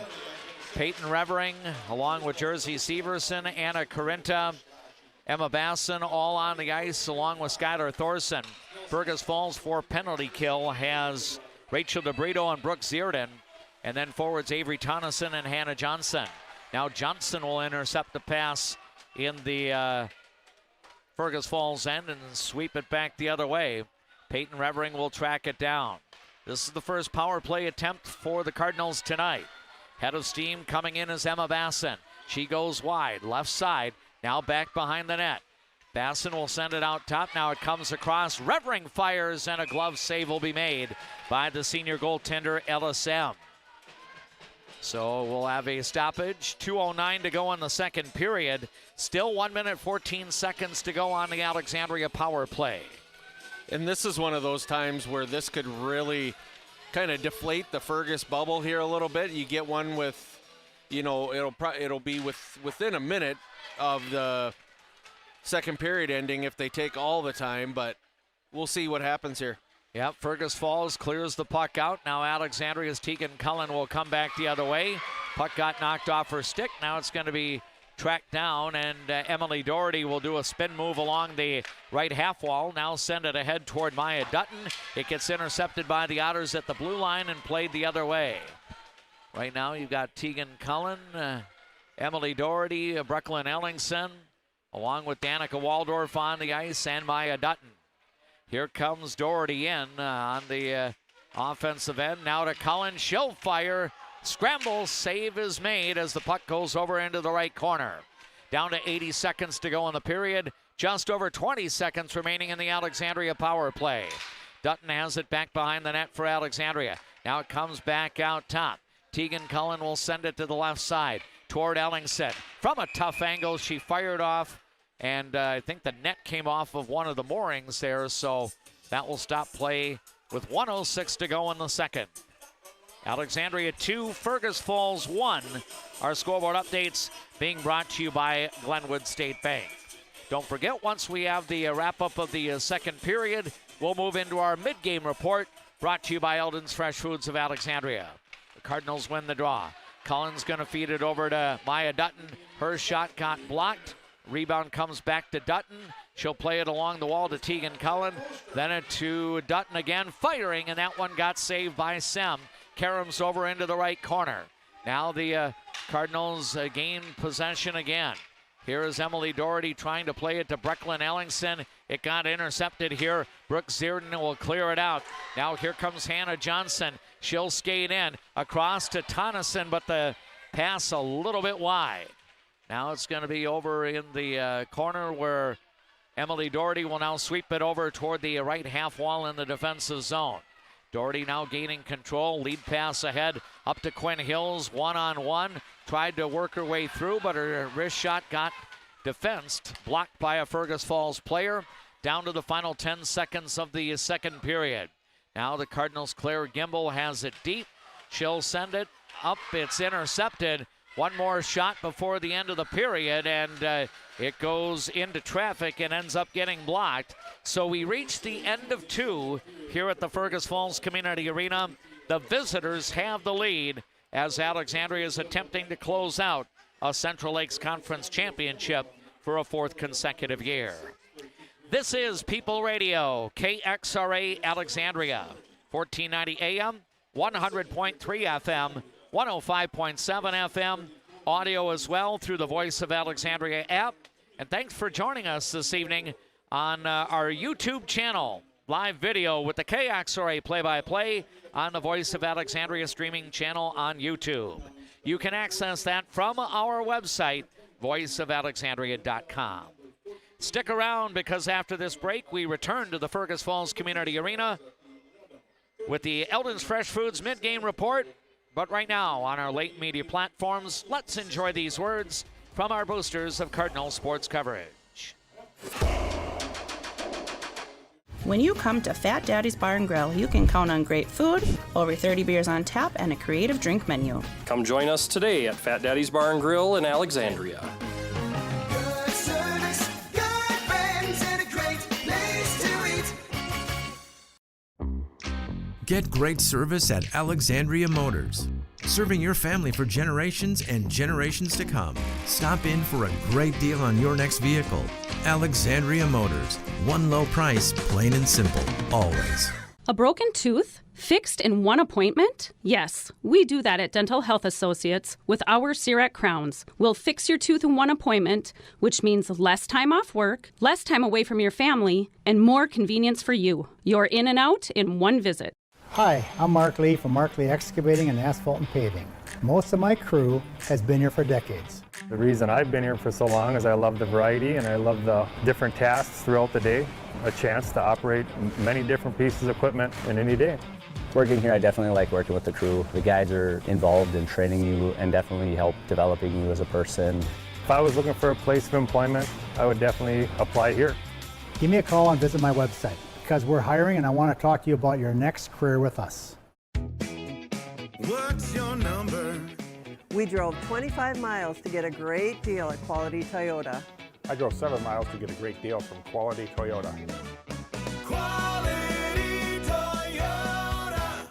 I see generations who are passionate about what they did. I hope that I can leave a legacy of compassion for people and love for family and friends. There is a man, an insurance man, located in the birthplace of America, where he is committed to helping you find the best coverage for your needs. Welcome. I'm Keith. When you think of insurance, think of Bill Marks, where we do the shopping for you.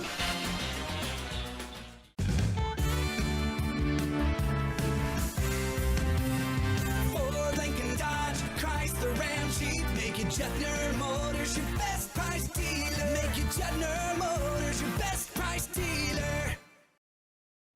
From your first home to a growing family, life keeps moving. Hi, I'm Sarah Iverson with State Farm Insurance. Every change means something new to protect. Let's start a conversation today about your peace of mind, because like a good neighbor, Sarah Iverson will be there. Varsity girls hockey at the Fergus Falls Community Arena. Alexandria leads Fergus Falls 2-1. Along with our videographer, JP Boleen, and my broadcast partner, Jeff James, Dave McClurg welcoming you to the Eldon's Fresh Foods mid-game report. Jeff, it seems like we've almost seen two mini hockey games wrapped into one so far. A very defensive-minded first period. Teams doing a nice job at protecting the area around their goaltenders. Victoria Myers for Alexandria and LSM for Fergus Falls, and then seemed like the game really opened up in that second period. It did, and I would almost say that it opened up for one team, but then again you had several 2-on-1s for Fergus later on in the period. But, it definitely became much more free and open that period for both teams. And as a result, we did have some scoring in the second period. We also had some trips to the penalty box. But how are you feeling about the way Alexandria has come out, playing that first period the way they did, and then their response in period number two? I like it because the result of the first period wasn't a bad one. It was really a good way to see that Alexandria can play more than one way. If you want to play the defensive game, they can play the defensive game. If you want to open it up a little bit more, they can open it up. So, I'm not underscoring their defense in the second period because they did a real good job of bottling up Fergus in Fergus's defensive end and the neutral zone. They didn't let Fergus have a lot of rushes or anything that created much until that 2-on-1 close to the end of the period that resulted in the goal. But I think overall, I think this is a good game. One thing I think Fergus Falls has to be very happy about is we're 2-1 going into the third period. And anything can happen here. Yeah, I think 13 days ago, I want to say it might have been either 5-0 after 2 or 6-0, 7-0, something like that. Fergus Falls really never got into the game after surrendering 4 goals in the first period. But, yeah, I'm sure Isaac Vatnsdal, the head coach of the Otters, has to feel very good. And, obviously that, pouncing on Alexandria's turnover and leading to the 2-on-1 the other way, Fergus Falls was able to capitalize. But, I still like Alexandria's position right now. I think the Cardinals are in a good spot. Yeah, they're in a tighter game, but you know what? They've been in some tight games. They only led St. Cloud 1-0 after 2 periods on Tuesday night, and they came out and won the third period. And dang it, if Alexandria wins the third period, they're going to go home happy. Right, and I think they're going to want to come out and put their stamp on the third period. And we'll see if they can do that. Let's go through a scoring recap here. Alexandria got the first 2 goals of the second period. Both were even strength. In fact, all the goals even strength scores tonight. Danica Waldorf at 6:35 of the second.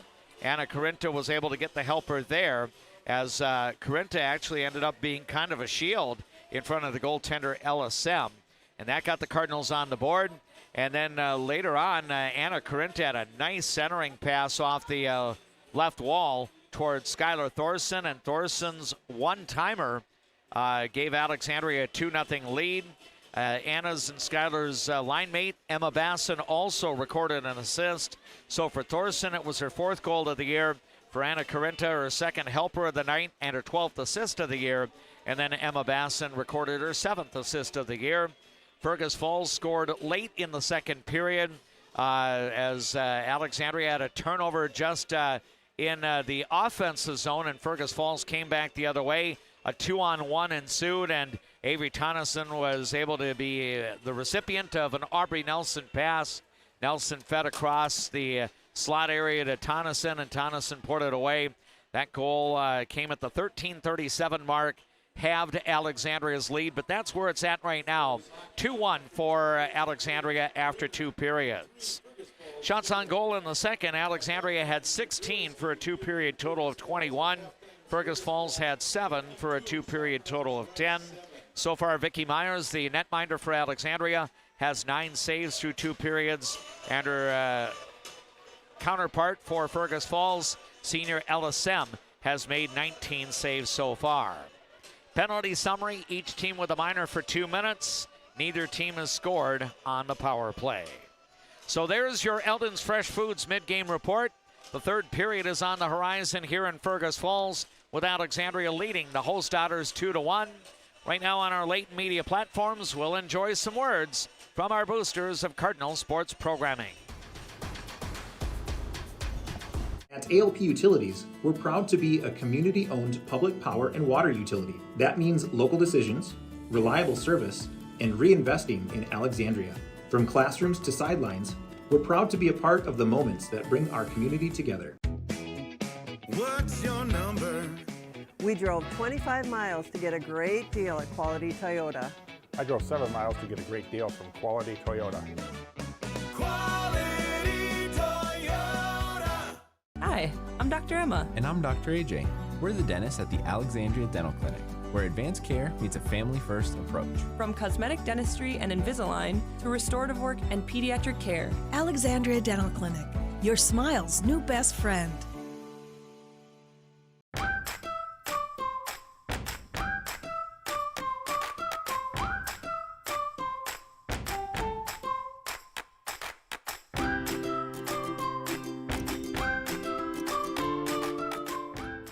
Enjoy life at the lake and work for a growing company that offers rewarding careers and cares about your well-being. Agard, we build cool machines and are hiring for multiple positions across the organization. Plus, no-cost health benefits for you and your family. I just get a great satisfaction when I hear the relief in a customer's voice that they've been helped. They always feel it's an inconvenience when they call us. It's like, it's never an inconvenience. We love helping our customers. At Viking Bank, we're invested in your journey. Hi, Carl Qualley with Qualley Real Estate. Our business approach is based on what we call the 4 E's: experience, expertise, ethics, and energy. Qualities that led us to be voted best real estate company 3 years in a row. Find your real estate coach at Qualley Real Estate, where we protect your money. Where you start today is not where you'll finish tomorrow. At Alexandria College, we know you have big plans for the future. Find your calling and be a legend. Hi, I'm Mark Lee from Mark Lee Excavating and Asphalt and Paving. Most of my crew has been here for decades. The reason I've been here for so long is I love the variety and I love the different tasks throughout the day. A chance to operate many different pieces of equipment in any day. Working here, I definitely like working with the crew. The guys are involved in training you and definitely help developing you as a person. If I was looking for a place of employment, I would definitely apply here.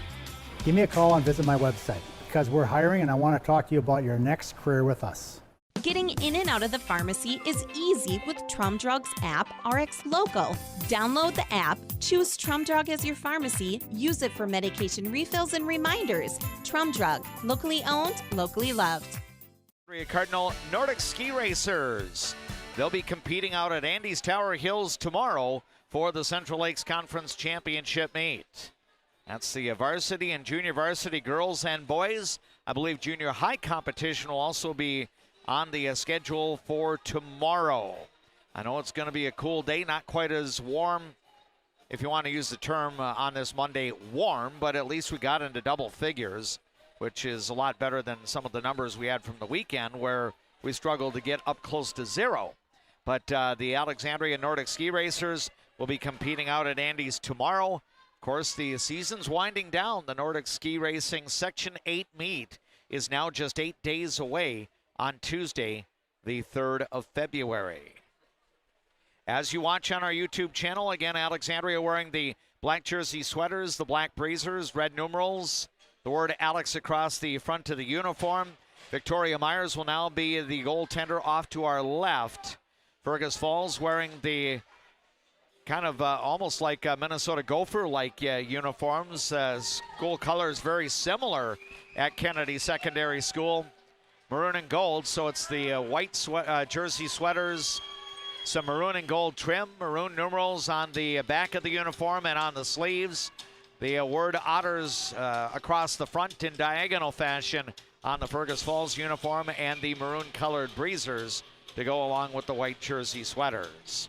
Both teams will be at full strength as the third period gets underway. If Alexandria can hold even this period or win the period, the Cardinals will still be undefeated in the Central Lakes Conference, and the magic number for winning the conference title would be down to 0. At that point, if the Cardinals prevailed tonight, nobody would be able to catch Alexandria in the Central Lakes Conference race. Third period is underway, and Fergus Falls gets the opening draw. It's going to be played ahead here by Rachel DeBrito. Now it's going to be back into the Alexandria end, but the Cardinals regain control. Here's Danica Waldorf sending it over to Tegan Cullen. Now she'll send it, but it's off the stick of a Cardinal player, and that leads to a shot attempt by Hannah Johnson as she was able to gain the turnover. But now Doherty has it back, and she'll skate out. Working up the left side is Emily Doherty. Now into the Fergus Falls zone. She's kept wide. Doherty will go retrieve it back behind the net.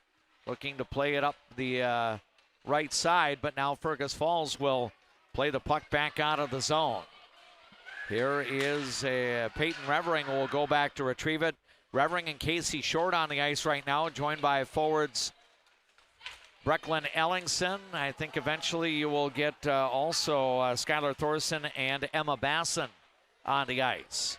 Now here is Basson trying to play it to one of her teammates. It's cycled around by Fergus Falls. Casey Short now digging for it, trying to feed toward the net, but Fergus Falls breaks that up. Now Short has it back, sending it over toward Brooklyn McPhail. Now to Basson. Basson will try to weave her way through into the slot area, but now it's poked away by Brindley Scholl. She's got a lead pass ahead to Ashlyn Wohlers. Wohlers will take one from the right wall, and the save is made by Victoria Myers, her 11th of the night. Now the Otters play the puck back into the Alexandria end. Here's Emma Basson sending it around over toward the left half wall. Quinn Hills jabbing at it, now playing it out. Hills using some of her speed. She'll fire, and goaltender Ella Sem will make the save.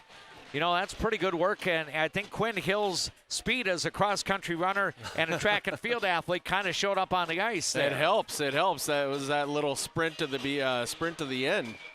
Yeah, she is able to take a shot that Sem made a save on. And off the face-off, Tegan Cullen will fire. Sem makes the save there, and then it's going to be DeBrito sweeping it back over to the right half wall. Alexandria trying to keep the puck in the zone. It's a 2-1 lead for Alexandria in the third period. Cullen unable to keep it in. Now Anna Corinto will kind of skate around. Now she'll send it back toward Cullen. Now across toward Danica Waldorf. Now Alexandria looking to regroup. Here's Waldorf sending it over toward Bentley Cryle. And now it's going to be dropped back in. Alexandria will change lines here. Fergus Falls looking to regroup to play it out of the zone. We're nearly 3 minutes into this final period of regulation time. Alexandria leads Fergus Falls 2-1 in girls hockey.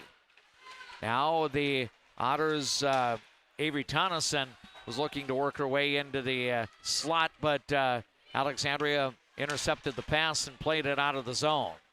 Now it's going to be sent back in by Fergus Falls, played ahead by Casey Short from one blue line to the other. Now defenseman Kinsey Zender will get back to it for the Otters in the defensive zone.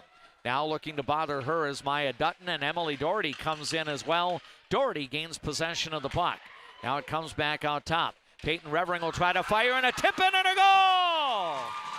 And the Cardinals extend their lead. It's now Alexandria 3, Fergus Falls 1. I wonder if that was tipped. I think that might have just Maybe off of a Fergus player, but I don't think it was an Alexandria player. Yeah, I think it's going to be Peyton Revering getting the goal, and what a time for her second of the year, coming at 3:23 of the third period. So Alexandria restores the lead back to 2 goals. It is now a 3-1 advantage for the visiting Cardinals. We'll try to get the official scoring sequence as it's passed along, and now Alexandria turns it over in the defensive zone. And the Cardinals is going to get a penalty here too, D-Mac. Yep. And now a shot and another goal. So as Alexandria was about to go on the power play, the Cardinals were able to get the extra attacker out, and Alexandria extends the lead. It is now 4-1 for the Cardinals. A second goal just 28 seconds after Peyton Revering's score. Yeah, what a nice play. She just cuts right back, gets into that sweet spot in the slot, and puts one away here. Very nice. So it's now Alexandria 4, Fergus Falls 1 on the Glenwood State Bank scoreboard. Yeah, the patience there that she showed. That was that Emma Basson? I'm still waiting to... I think it was. But the patience she showed to let Sim go down and then put that shot in was amazing. So the time of the score will be 3 minutes and 51 seconds, and Alexandria is starting to get some separation against the Otters now, leading by 3 goals. Biggest advantage of the night for Alexandria at 4-1. Now the Otters trying to play it on a net. Shot by Ella Dirkman got steered away. Now the Cardinals regain control.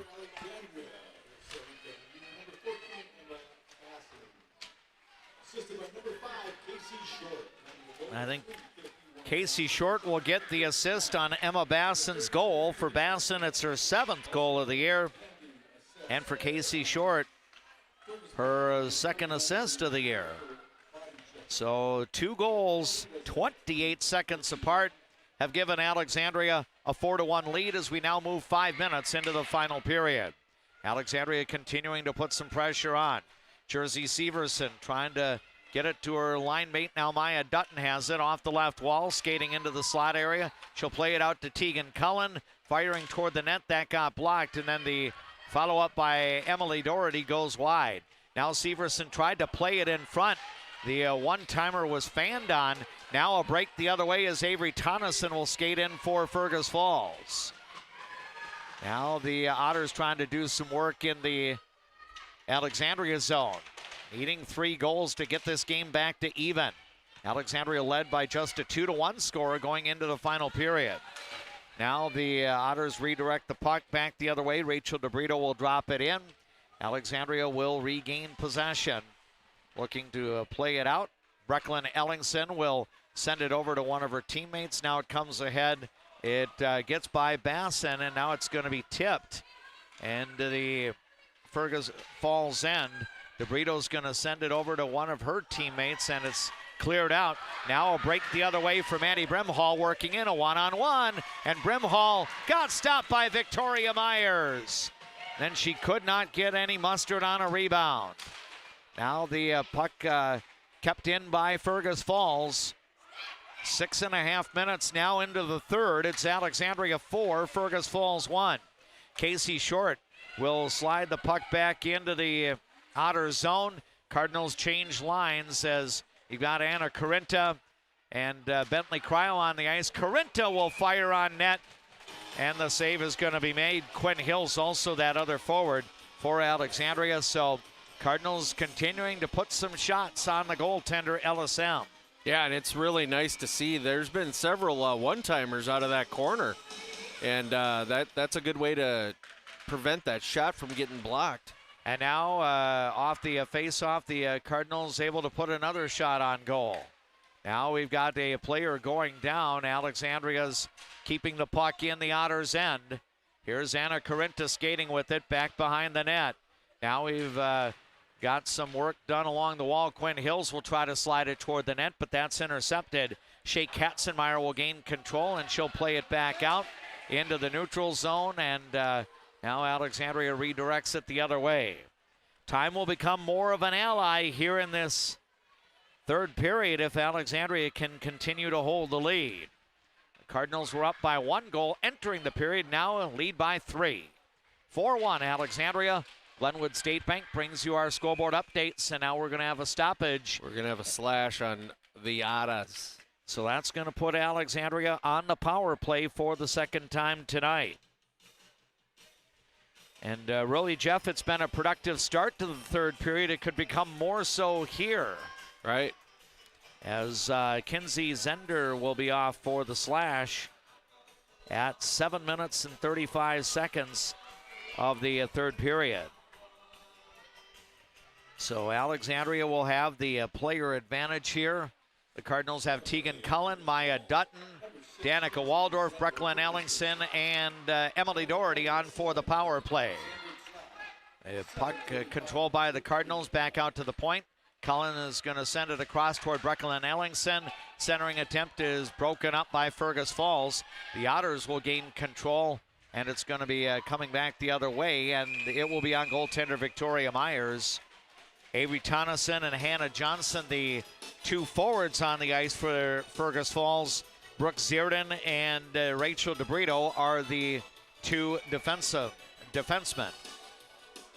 We move under 9 minutes remaining in the third. Alexandria up by 3 goals. And the Cardinals are operating on the power play. Alexandria gains possession. Now looks to come back into the Fergus Falls zone. Maya Dutton had her stick held up. Now Emily Doherty will control the pass. She'll send it back out to the point for Tegan Cullen.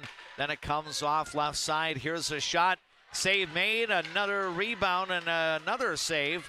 Back out to the point. Cullen has it. Now across, and it comes back behind the net. And now the Cardinals, Maya Dutton will send it back toward Tegan Cullen, and now it will be offside. So unfortunately, the momentum of Tegan Cullen carried her right up to the blue line, and then the puck fully crossed the blue line, and Alexandria gets whistled for the offside. And then she's like, wait, is he going to call it or not? So I'll pull it back out, and then they finally called it. Face-off will be outside the Fergus Falls blue line. Jersey Severson, Emma Basson, both on the ice. I believe Skylar Thorson is getting some shift time. Anna Corinta out there as well for Alexandria, along with Peyton Revering. Now here comes Jersey Severson trying to feed across. Now at the point, Corinta will fire. That one goes a little bit wide. Thorson will track it down, sending it over toward Peyton Revering. Then it comes back out to Corinta. Still a half minute remaining in the power play. And a shot and another goal. And the Cardinals build on the lead. It is now Alexandria 5, Fergus Falls 1. And that power play score, I believe, it's going to be Anna Corinta, I believe. Yep, that's going to give her a 3-point night as she assisted on the first 2 of the Alexandria goals back in the second period. It sounded like she got a little bit of lead there, too. So maybe a post and in. Yeah, it looked like it. So, again, our thanks to Quality Real Estate for bringing you the instant replay on our YouTube channel. For Anna Corinta, it's going to be her 10th goal of the year. Tickling the twine now, D-Mac. Yep, 5-1 in favor of Alexandria, and that will be a power play score.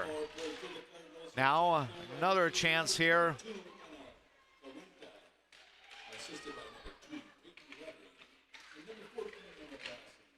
Peyton Revering and Emma Basson will get assists on the Corinta goal at 9 minutes and 10 seconds of the third. Boy, Corinta and Basson have really put some points up tonight. Yeah, Emma now with a 3-point night of her own with 1 goal and 2 assists. So that kind of matches the line of Anna Corinta this evening. So the Cardinals up by 4 goals with just over 7 minutes to go. Now working in, Izzy Nye getting onto the ice here. And she'll send it over into the direction of Tegan Cullen. Now a pass intended to be centered for Bentley Cryle, but tipped back out to neutral ice. Casey Short will try to feed it ahead. It's intercepted here by Aubrey Nelson. Nelson will then slide it into the corner. Now Anna Corinta regaining possession. She'll send it up toward her line mate Quinn Hills. Hills up the left side working in. She'll fire in a goal. Wow. And the Cardinals are pouring it on here in the third period. It's now Alexandria 6, Fergus Falls 1. To be honest with you, I didn't see this coming. No. I mean, we know that Alexandria can do this, but I didn't see this coming. This is just a barrage here in the third period. 9 minutes, actually I believe it'll be 10 minutes and 32 seconds of the third period. So 2 goals basically about a minute and a half apart. Quinn Hills will light the lamp here, and I believe that will be her 11th goal of the year. So Alexandria now with a 5-goal lead. And for Anna Corinta now a 4-point night. So only 1 assist on the Hills goal. And now if Alexandria can score again, we would have the mercy rule for the remainder of the game unless Fergus Falls would cut it back down. But at 6-1, we do not have the mercy rule. That only goes into effect once a team has established a 6-goal lead or greater. Anna Corinta could just go for a fight now and have a Gordie Howe hat trick here. Okay, let's hope that doesn't happen, though. She would like to keep the time on the ice here. So Alexandria now to this point of the hockey game has outshot Fergus Falls 32-15. So the Cardinals have put 11 shots on the board here in the third period alone compared to 5 for Fergus Falls. More importantly, the Cardinals have connected on 3 of their 7 shots this period. Actually, 4 of their 7 shots. That's better than a 50% scoring percentage here in the third period to take this 6-1 lead. And I think a big thing to note, too, is that Alexandria's shots here in the third have gotten through, right? Yes. The blocking, the tips, everything that was happening in the first 2 periods, Alexandria has found a way to create clear shots and make them count. And now off the face-off, the puck goes into the right corner, and the Otters will try to play it out of the zone, but the visitors will keep it in briefly. But now Hensley Carlson looking to send it ahead. And now the puck will go back into the Cardinal zone. Hensley Carlson and Evie Nye are a couple of players on the ice right now. I think Evie and her older sister Izzy Nye are both on the ice. You've got Addie Johnson getting some playing time now. Here is Evie Nye trying to steer it ahead, but it's going to be intercepted. Katie Berggren looking to work her way toward the net. Now it's going to be worked over toward the left half wall, and now a shot will come on goaltender Victoria Myers, and the save will be made. So good work for the Nye sisters, and Addie Johnson getting some ice time there. The Brecklin Ellingson, Emma Bass, and Skylar Thorson forward line will come back onto the ice. 4:23 is what remains here in the third period. Alexandria taking control of the game in this period, as it is now a 6-1 advantage. Do we have a tire blown? Nope, looked like we just had to have a little bit of edge work done. Okay, so maybe the tire just needed to be refilled. Right, there you go, there you go. But anyway, LSM back into the net for the Fergus Falls Otters.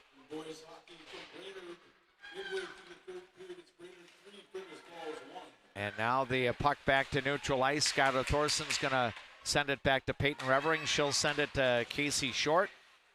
Now the puck will go back into the Fergus Falls zone. Now Alexandria's Peyton Revering will keep it in. Takes a shot that Sem is able to make a save on. And now the Cardinals' Casey Short will guide it over into the corner. Alexandria 6, Fergus Falls 1 late in this hockey game. Now here's Basson gaining control for the Cardinals. And now the puck gets cycled around. And not out of the zone. Alexandria is going to keep it in. Anna Corinta nearly got her 5th point of the night, and LSM is able to sprawl and cover up to make the save. Corinta has 3 assists to go along with her third period goal here as part of that 4-point night. So now we'll have a face-off to the right of the goaltender Sem. 3:24 remains in tonight's game. 6-1, Alexandria in front. The Cardinals are about to complete the regular season sweep over Fergus Falls, make that conference record 11-0, and with 13 points out of a possible 14, Alexandria will not be caught in the Central Lakes Conference race this year. Here is Bentley Kryle's shot going a little bit wide. Now a clearing attempt intercepted by Tegan Cullen. She'll backhand it over toward the right wall. Now Fergus Falls sends it back to the neutral zone. The Cardinals will come back in. Cullen will fire, and that one gets steered a little bit wide. Now the Otters will regain control. Now the puck will be into the Alexandria zone. Otters make a line change here. Fergus Falls will suffer just a third Central Lakes Conference loss out of 10 games this year. 2 of those 3 losses will come to the eventual Central Lakes Conference champion Alexandria Cardinals, as the Cardinals are about to clinch outright the CLC championship. Here is Evie Nye coming back into the Fergus Falls zone. Now it comes toward Hensley Carlson. Evie Nye and Emily Doherty on the ice right now with Jersey Severson. Those are your forwards, with Hensley Carlson and Brooklyn McPhail as your defensive partners. Fergus Falls works it back to the other end. Now the puck will come back to neutral ice. Fergus Falls will play it through neutral. Now it's going to be sent the other way. This one will actually be on the goaltender, Sem, so she'll end up making the save. A fairly easy save to make there. I see a save that didn't get posted on the scoreboard, by the way. So now Jersey Severson working her way in, setting it up for Emily Doherty. That shot attempt got blocked. Maya Dutton will try to go for the rebound here. Fergus Falls' Rachel DeBrito will look to play it out, and the Otters are going to send it the other way. It won't be enough for icing. Casey Short will have it. Now sending it to Maya Dutton, and then up to neutral ice. Ella Dirkman will redirect. We're about to move under 1 minute remaining. Here's a shot. Save made on the Jersey Severson attempt, and we'll have a stoppage of play here. Ooh. Just under 1 minute remaining in the game. Have a little bit of tension out there. Yeah, and fortunately things simmered down pretty quickly. And now it'll be Izzy Nye battling for the face-off here against Hannah Johnson. And the Otters come away with it, and now I think we are going to have a little bit of tension bubbling over a little bit, because we get a penalty called in the last minute. I think it's going to be a slash on Kinsey Zender, and that will be the second time that she is going to the penalty box. It's a second game of a 2-game tilt between these two. They got to have some send-off how do you do's. Yes, and time of the penalty will be 16:05 of the third period. So Alexandria has a power play, as you got Danica Waldorf, Tegan Cullen, Maya Dutton, Brecklin Ellingson, and Emily Doherty on the ice. Now here is Cullen feeding it ahead. Now a pass intercepted. Avery Tonneson trying to work in shorthanded. Tonneson then sends it, but it goes a little bit behind Hannah Johnson. Those are the 2 forwards on the ice, along with defensive partners Brooke Zierden and Rachel DeBrito. And did we have a whistle for a boo-boo there? We had a boo-boo. Yep, the first time we've been able to declare boo-boo tonight. And DMAC and JJ Lingo here, a boo-boo occurs when you're a team on a power play and you get called for icing. So face-off coming in the Alexandria zone with just under a half-minute remaining. Cardinals control the draw. Tegan Cullen gets spun around and lost the puck. Now Emily Doherty will get it back. Now the Cardinals gain possession and will look to bleed remaining time off the clock here. Cullen up ahead through neutral ice to Brecklin Ellingson. And the Otters will steer the puck up. And this one winds down to 0. And with that, the Central Lakes Conference Girls Hockey title chase comes to an end. And the team that won the CLC in 2023, 2024, and 2025 successfully repeats in 2026. or as Coach Molly Arola might say, a four-peat. A four-peat. For the Alexandria varsity girls hockey team, the Cardinals end up winning going away by a final score of 6-1. Alexandria is still undefeated in the Central Lakes Conference, 11-0 with one possible game to be made up against River Lakes. It'll be interesting, Jeff, now that the conference race is over, considering Alexandria has 2 more games this week, if indeed there would be a necessity to play that game. I'm not sure when the Section 2 hockey playoffs start for River Lakes. I know for Alexandria, they would play on Thursday, February 5th or Saturday, February 7th, depending on where they get seated. But, you know, the Cardinals, whether or not they have to play that game, no matter, the conference title is theirs once again. Yeah, and I just don't know if you even want to with the January you've already had with that many games. So we'll see. We'll see what happens if they schedule it or not.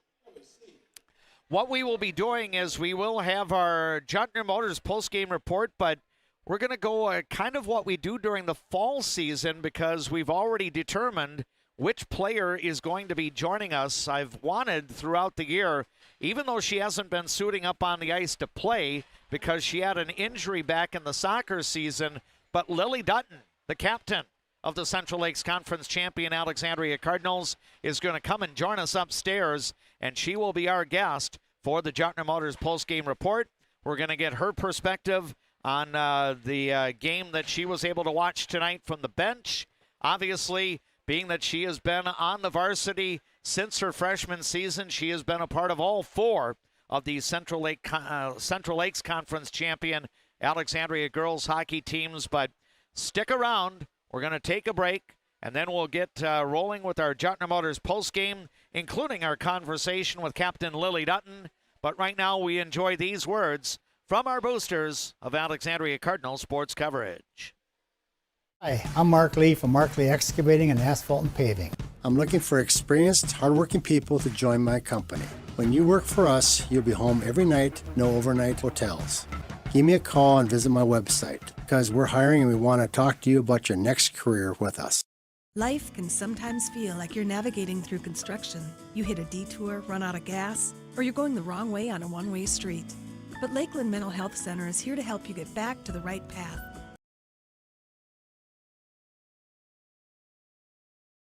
Visit LMA. Where you start today is not where you'll finish tomorrow.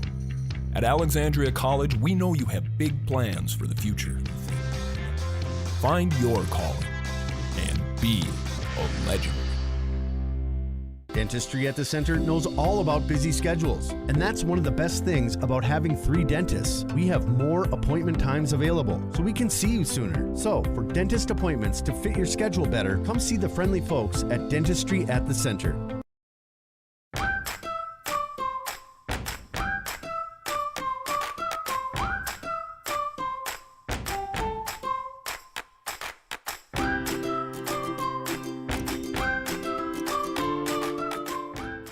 I'm a nurse at heart. I mean, I went into this to take care of other people. What we say as nurses and as teammates matters here. Come on over, you'll love it. You will get to experience so many things and help many people. Cardinals fans, did you know that Cenex Midtown Express has a gas pump designated to support Alexandria Public Schools? For each gallon purchased, 2 cents will be donated to the schools. Pump up your pride at Cenex, your local hometown choice in Alexandria and Garfield. Owned by the community, supporting the community. As the seasons change, so do the needs of your car. That's when Alexandria drivers turn to Mike and Josh at Precision Auto. From simple tune-ups to major repairs, trust a pro. Precision Auto on 8th and Nokomis, Alexandria. Trum Drug has things in every aisle that you won't find anywhere else, and many of them are made right here in Minnesota. Stop in and grab something for yourself, a friend, or family. Trum Drug, locally owned, locally loved. If you haven't experienced all new Woodies, you're missing out on the best clean in town. We installed all new equipment and high suction vacuum service, but kept our personalized touch with our pre-wash and hand drying service. Get your shine on at Woody's Car Wash in the heart of downtown Alexandria. Who do you turn to if you or a loved one is experiencing a mental health crisis? We're here. Region 4 South Mobile Crisis Team will come to you by calling 701-364-0431. Fresh, family, locally loved. Eldon's Fresh Foods.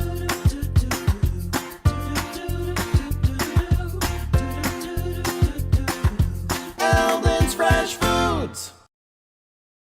I just get a great satisfaction when I hear the relief in a customer's voice that they've been helped. They always feel it's an inconvenience when they call us. It's like, it's never an inconvenience.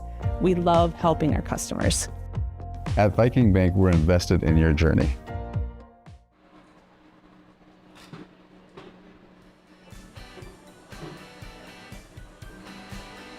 Welcome back to the Fergus Falls Community Arena and our Jutner Motors post-game report. Good news for the Alexandria Cardinals. The Alexandria Girls hockey team repeats as Central Lakes Conference champions in 2025-26. Alexandria breaks the ice with 2 goals in the second period, then pulls away with a 4-goal third to prevail by a final score of 6-1. Hello once again, along with Jeff James, and I am DMAC, and our videographer is JP Boline. We're going to move into our post-game interview segment. That's being brought to you by Quality Toyota of Fergus Falls. How far would you drive for a great deal from Quality Toyota? What's your number? You can check out the selection online at qualitytoyota.net, or if you do visit the community of Fergus Falls, you can visit their showroom during regular business hours on West Lincoln Avenue. And our guest tonight is a person that I wanted to have on all year. Regretfully, she hasn't been able to spend a lot of time on the ice, but she has been with this team on a day-by-day basis. One of the captains for the Alexandria Cardinals, and that is Lily Dutton. Lily, first of all, congratulations. You're a part of a Central Lakes Conference champion. You shared with me and Jeff off the air that every year that you've been a varsity player, you've been a conference champion. That's got to be pretty sweet. What's your reaction to that? Yeah, it's been a pretty awesome experience to have just a great group of girls around us every single year, and get on the ice and win our CLC conference is obviously amazing too. Lily, before we get any deeper, I need to ask you the number question. If you were suiting up with your jersey sweater on game night, what is your number? It's normally number 26. Okay, very good. And is the next time you have the opportunity to step on with skates and everything like that, is that going to be up at Concordia College? It is, yes, it is going to be up at Concordia. Okay.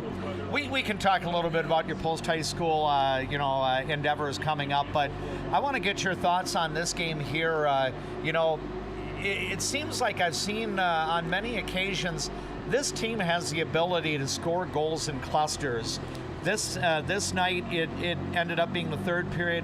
The first time against Fergus Falls, it was 4 in the first period. But what makes this team be so capable of putting crooked numbers on the scoreboard? Yeah, I just think that we have skill all the way around. We have a really deep bench this year, and the ability to score goals is really high. That can come from any player on our team this year, and it's been a great way to have fun, and the girls get really excited when we score, and it's just a great group of girls to be around, and they're exciting and they love the game, unlike some other years that we've had, which is a lot of love and drive for the game that's helped us to score a lot of goals this season, I believe.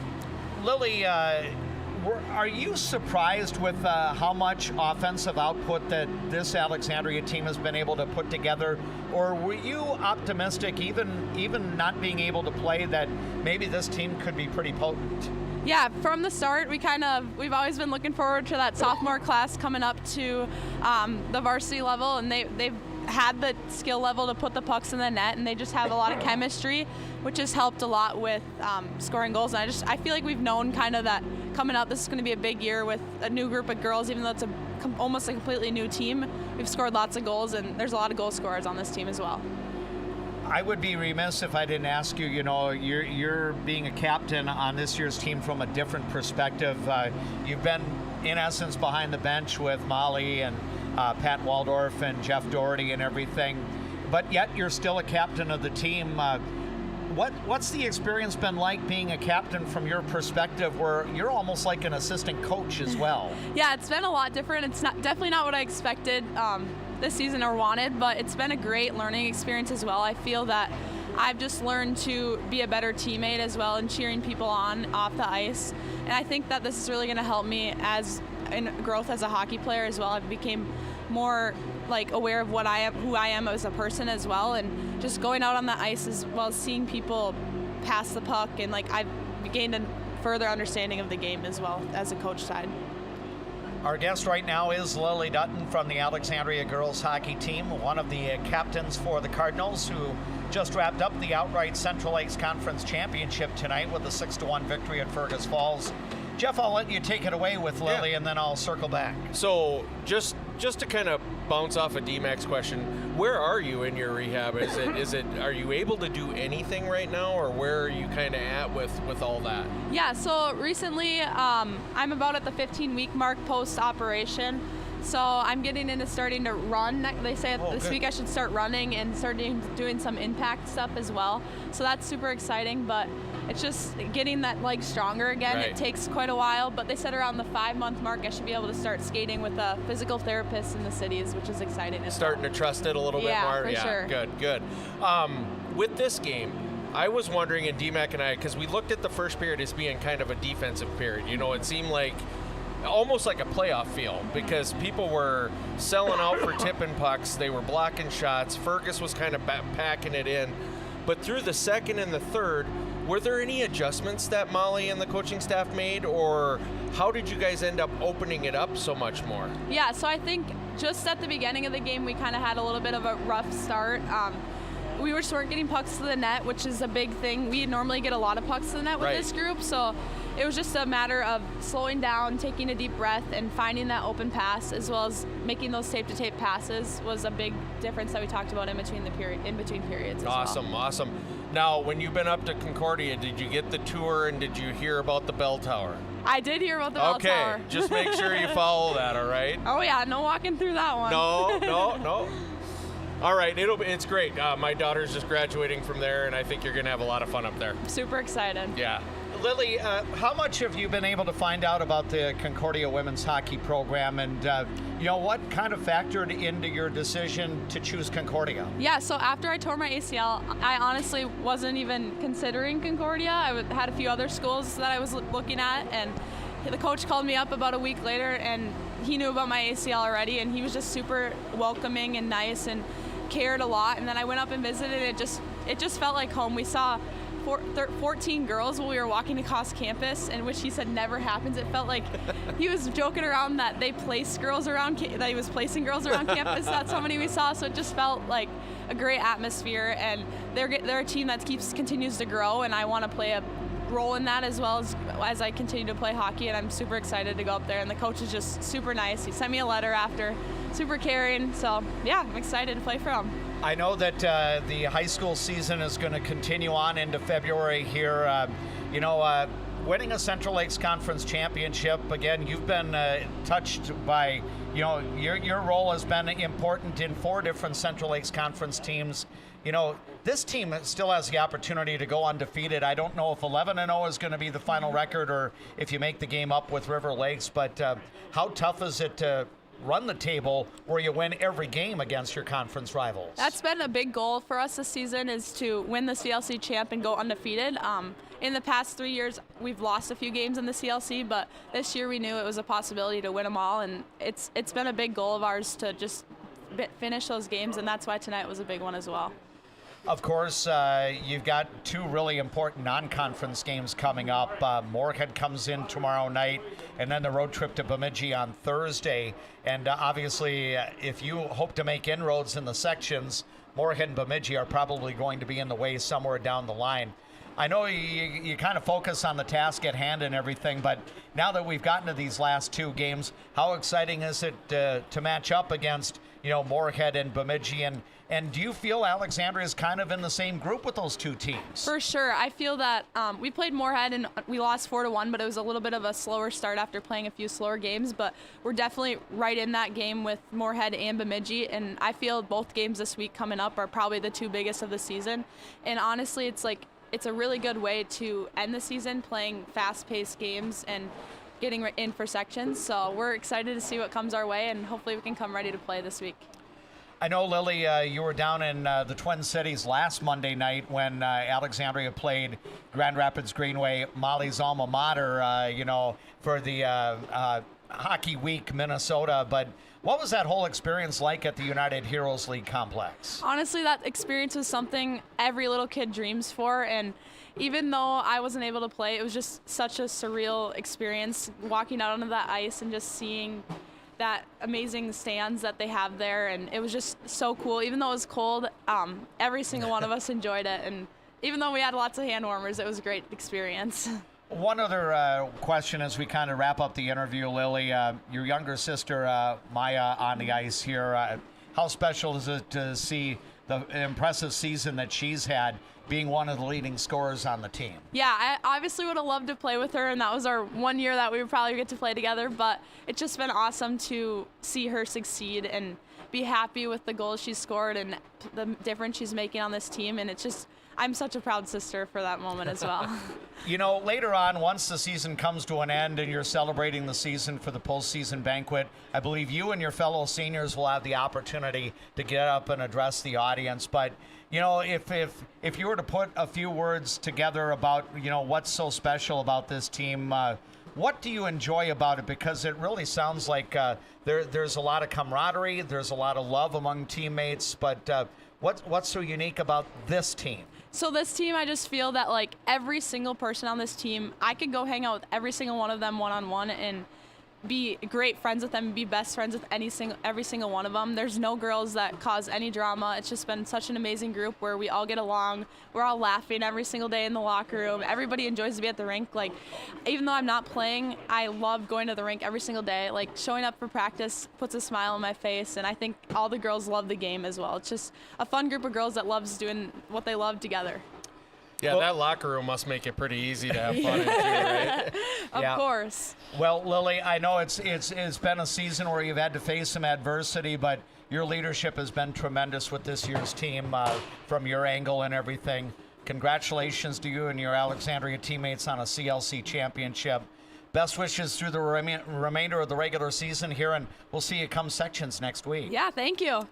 There is Lily Dutton, our quality Toyota Cardinal Athlete player of tonight's game. She was on the bench as she watched her Alexandria team knock off Fergus Falls 6-1, and in the process clinch the outright Central Lakes Conference girls hockey title. We will have more of our Jartner Motors post-game report from Fergus Falls after this timeout.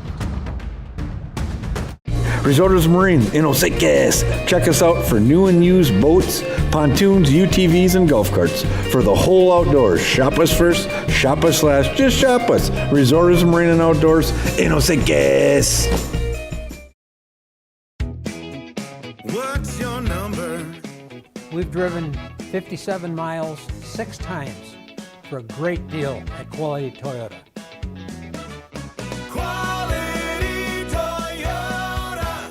First Western provides the best in customer service. Professional, friendly, full-service banking is what you can count on at First Western. First Western, you can bank on us.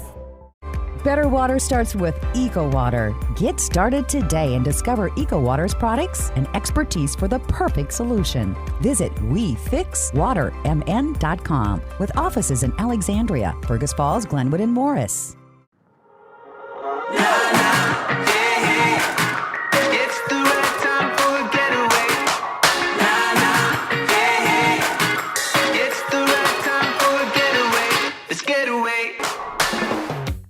When you come to Fat Daddy's Bar and Grill, you can count on great food, over 30 beers on tap, and a creative drink menu. Come join us today at Fat Daddy's Bar and Grill in Alexandria.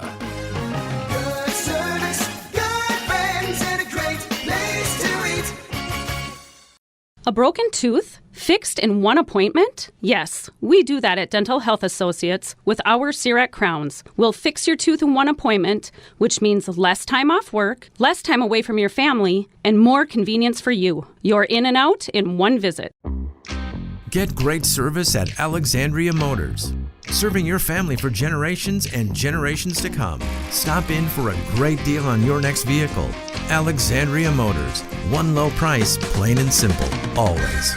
I see generations who are passionate about what they did. I hope that I can leave a legacy of compassion for people and love for family and friends. There is a man, an insurance man, located in the birthplace of America, where he is committed to helping you find the best coverage for your needs. Welcome. I'm Keith. When you think of insurance, think of Bill Marks, where we do the shopping for you.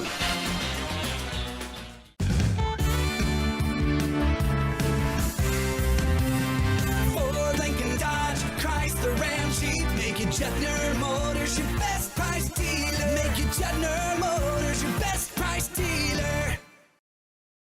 From your first home to a growing family, life keeps moving. Hi, I'm Sarah Iverson with State Farm Insurance. Every change means something new to protect. Let's start a conversation today about your peace of mind, because like a good neighbor, Sarah Iverson will be there.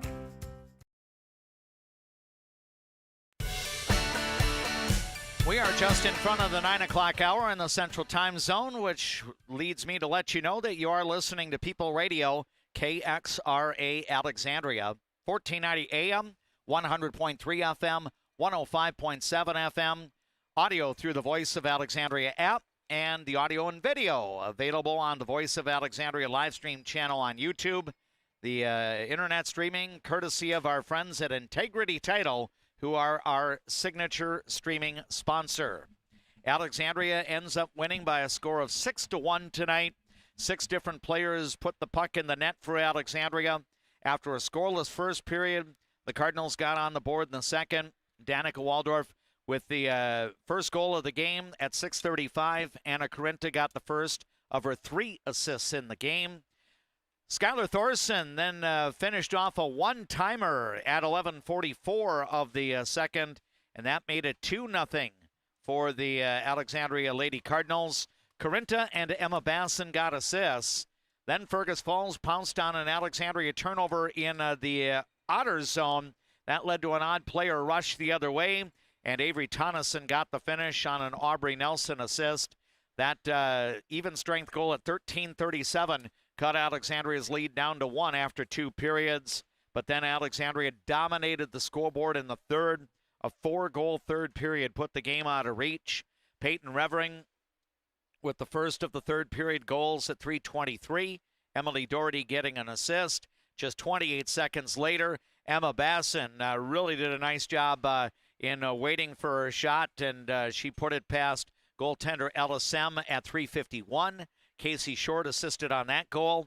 The Cardinals would get a power play score from Anna Corinta, her 10th of the year overall at 9:10 of the third. Peyton Revering and Basson got assists. And then Quinn Hills would light the lamp at 10:32. Her 11th goal of the year. Anna Corinta, another assist tonight.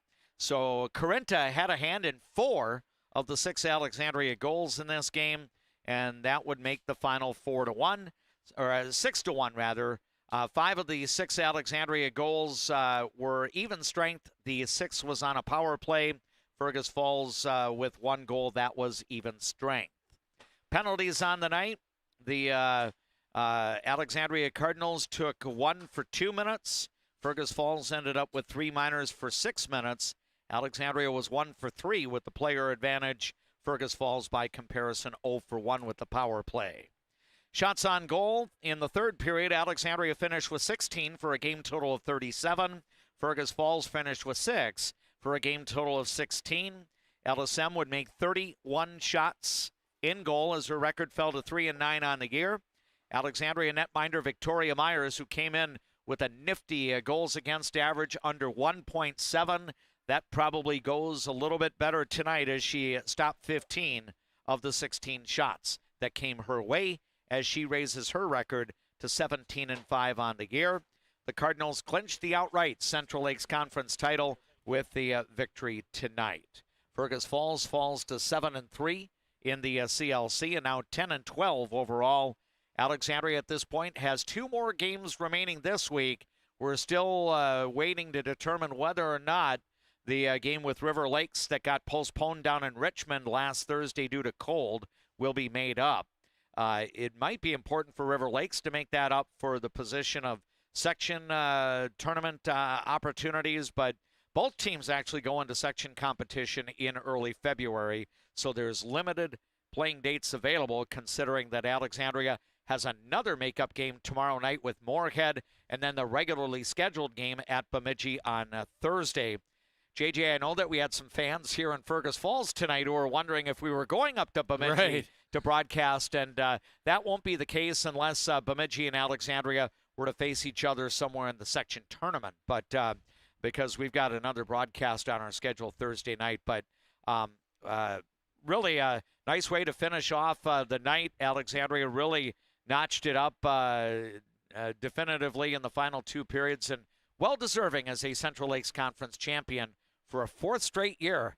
And imagine, before they won that first of the four straight, they had a gap of 15 years between conference titles. Yeah, and that's special. You know, it's the smaller of the goals of the season, but it's still an important one because you play all of those teams so many times throughout the years, and throughout your whole career you've played those towns, and those are a lot of those games are rivalry games, you know, and we're creating new rivalries with AA teams and things like that, but those conference games are always still big ones on the calendar.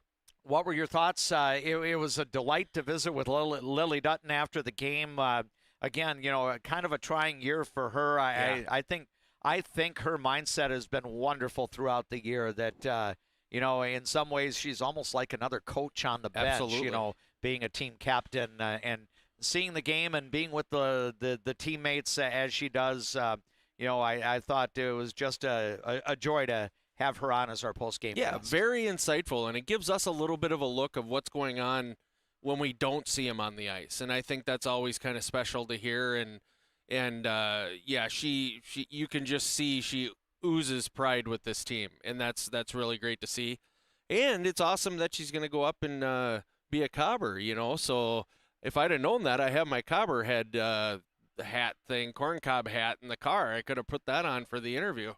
Well, you know, you could probably, you know, buy a new corncob hat or whatever and give it to her as a welcoming gift. There you go. There you go. But Alexandria with the win by a final score of 6-1. The Lady Cards will be back at home tomorrow night to face the Moorhead Spuds. Varsity drop of the puck shortly after 7 tomorrow evening at the Prime West Health Runestone Community Center inside Old National Bank Arena. JJ, I know that you and I are going to be up in the Brainerd Lakes area tomorrow. A very unusual game, 5 o'clock start for the first of the two meetings this year between common Central Lakes Conference rivals, but now new rivals in Section 8AA. First time in many years that Alexandria has been back in the section, and hopefully tomorrow will be the day that the Cardinals can put together a great effort and maybe secure that first win against a section rival this year. Absolutely. I'm looking forward to it because every time we go up or have them in the Prime West Health Arena, those are just good games. I mean, Brainerd and Alexandria, there's no love lost there. Everybody knows it. You know, it's like Little Falls and Brainerd and, you know, just Sartell, just some of those Fergus, some of those rivalries that you built through all of youth hockey and through high school. It's always special to go up there. Always a pleasure to work with you on the air, Jeff. We will look forward to seeing you at the Essential Health Sports Center in Brainerd in less than 24 hours from now, late in the 4 o'clock hour. We'll see you up there, D-Mac. Have a good night. Excellent. That's Jeff James, our broadcast partner for Alexandria Cardinal hockey coverage during the winter. He also joins us for Alexandria soccer coverage during the fall season. Thanks to all of the boosters that helped to bring you our broadcast coverage tonight. We refer to them as our Alexandria Cardinal sports boosters, our sports programming boosters, who join us throughout the 2025-26 school year. Special thanks to Juttner Motors for presenting our postgame report. Our next broadcast will be Alexandria boys hockey. Coverage will begin with the Juttner Motors pregame show tomorrow afternoon at 4:30. Play-by-play will follow at 5 o'clock. Our KXRA 5 o'clock news hour will be preempted on Tuesday because of our hockey coverage. During our one full Cardinal Sports Report tomorrow morning around 8:20, one of our guests will be the archery coach of the Alexandria area high school team. Al Hansen will make his debut for the winter season tomorrow as part of our Cardinal Sports Report around 20 after 8 in the morning. We'll also share Coach Hansen's recap during our full Cardinal Sports Reports on Wednesday around 8:20 in the morning and as part of the KXRA 5 o'clock news hour. My thanks to Steve D for the terrific work back at Master Control at KXRA in Alexandria. Thanks as well to our videographer, JP Boline. The junior varsity game was won by Alexandria earlier tonight, and the Alexandria varsity also gets a win. And with that, Molly Arola's Cardinals are the Central Lakes Conference Girls Hockey Champions for a 4th consecutive year.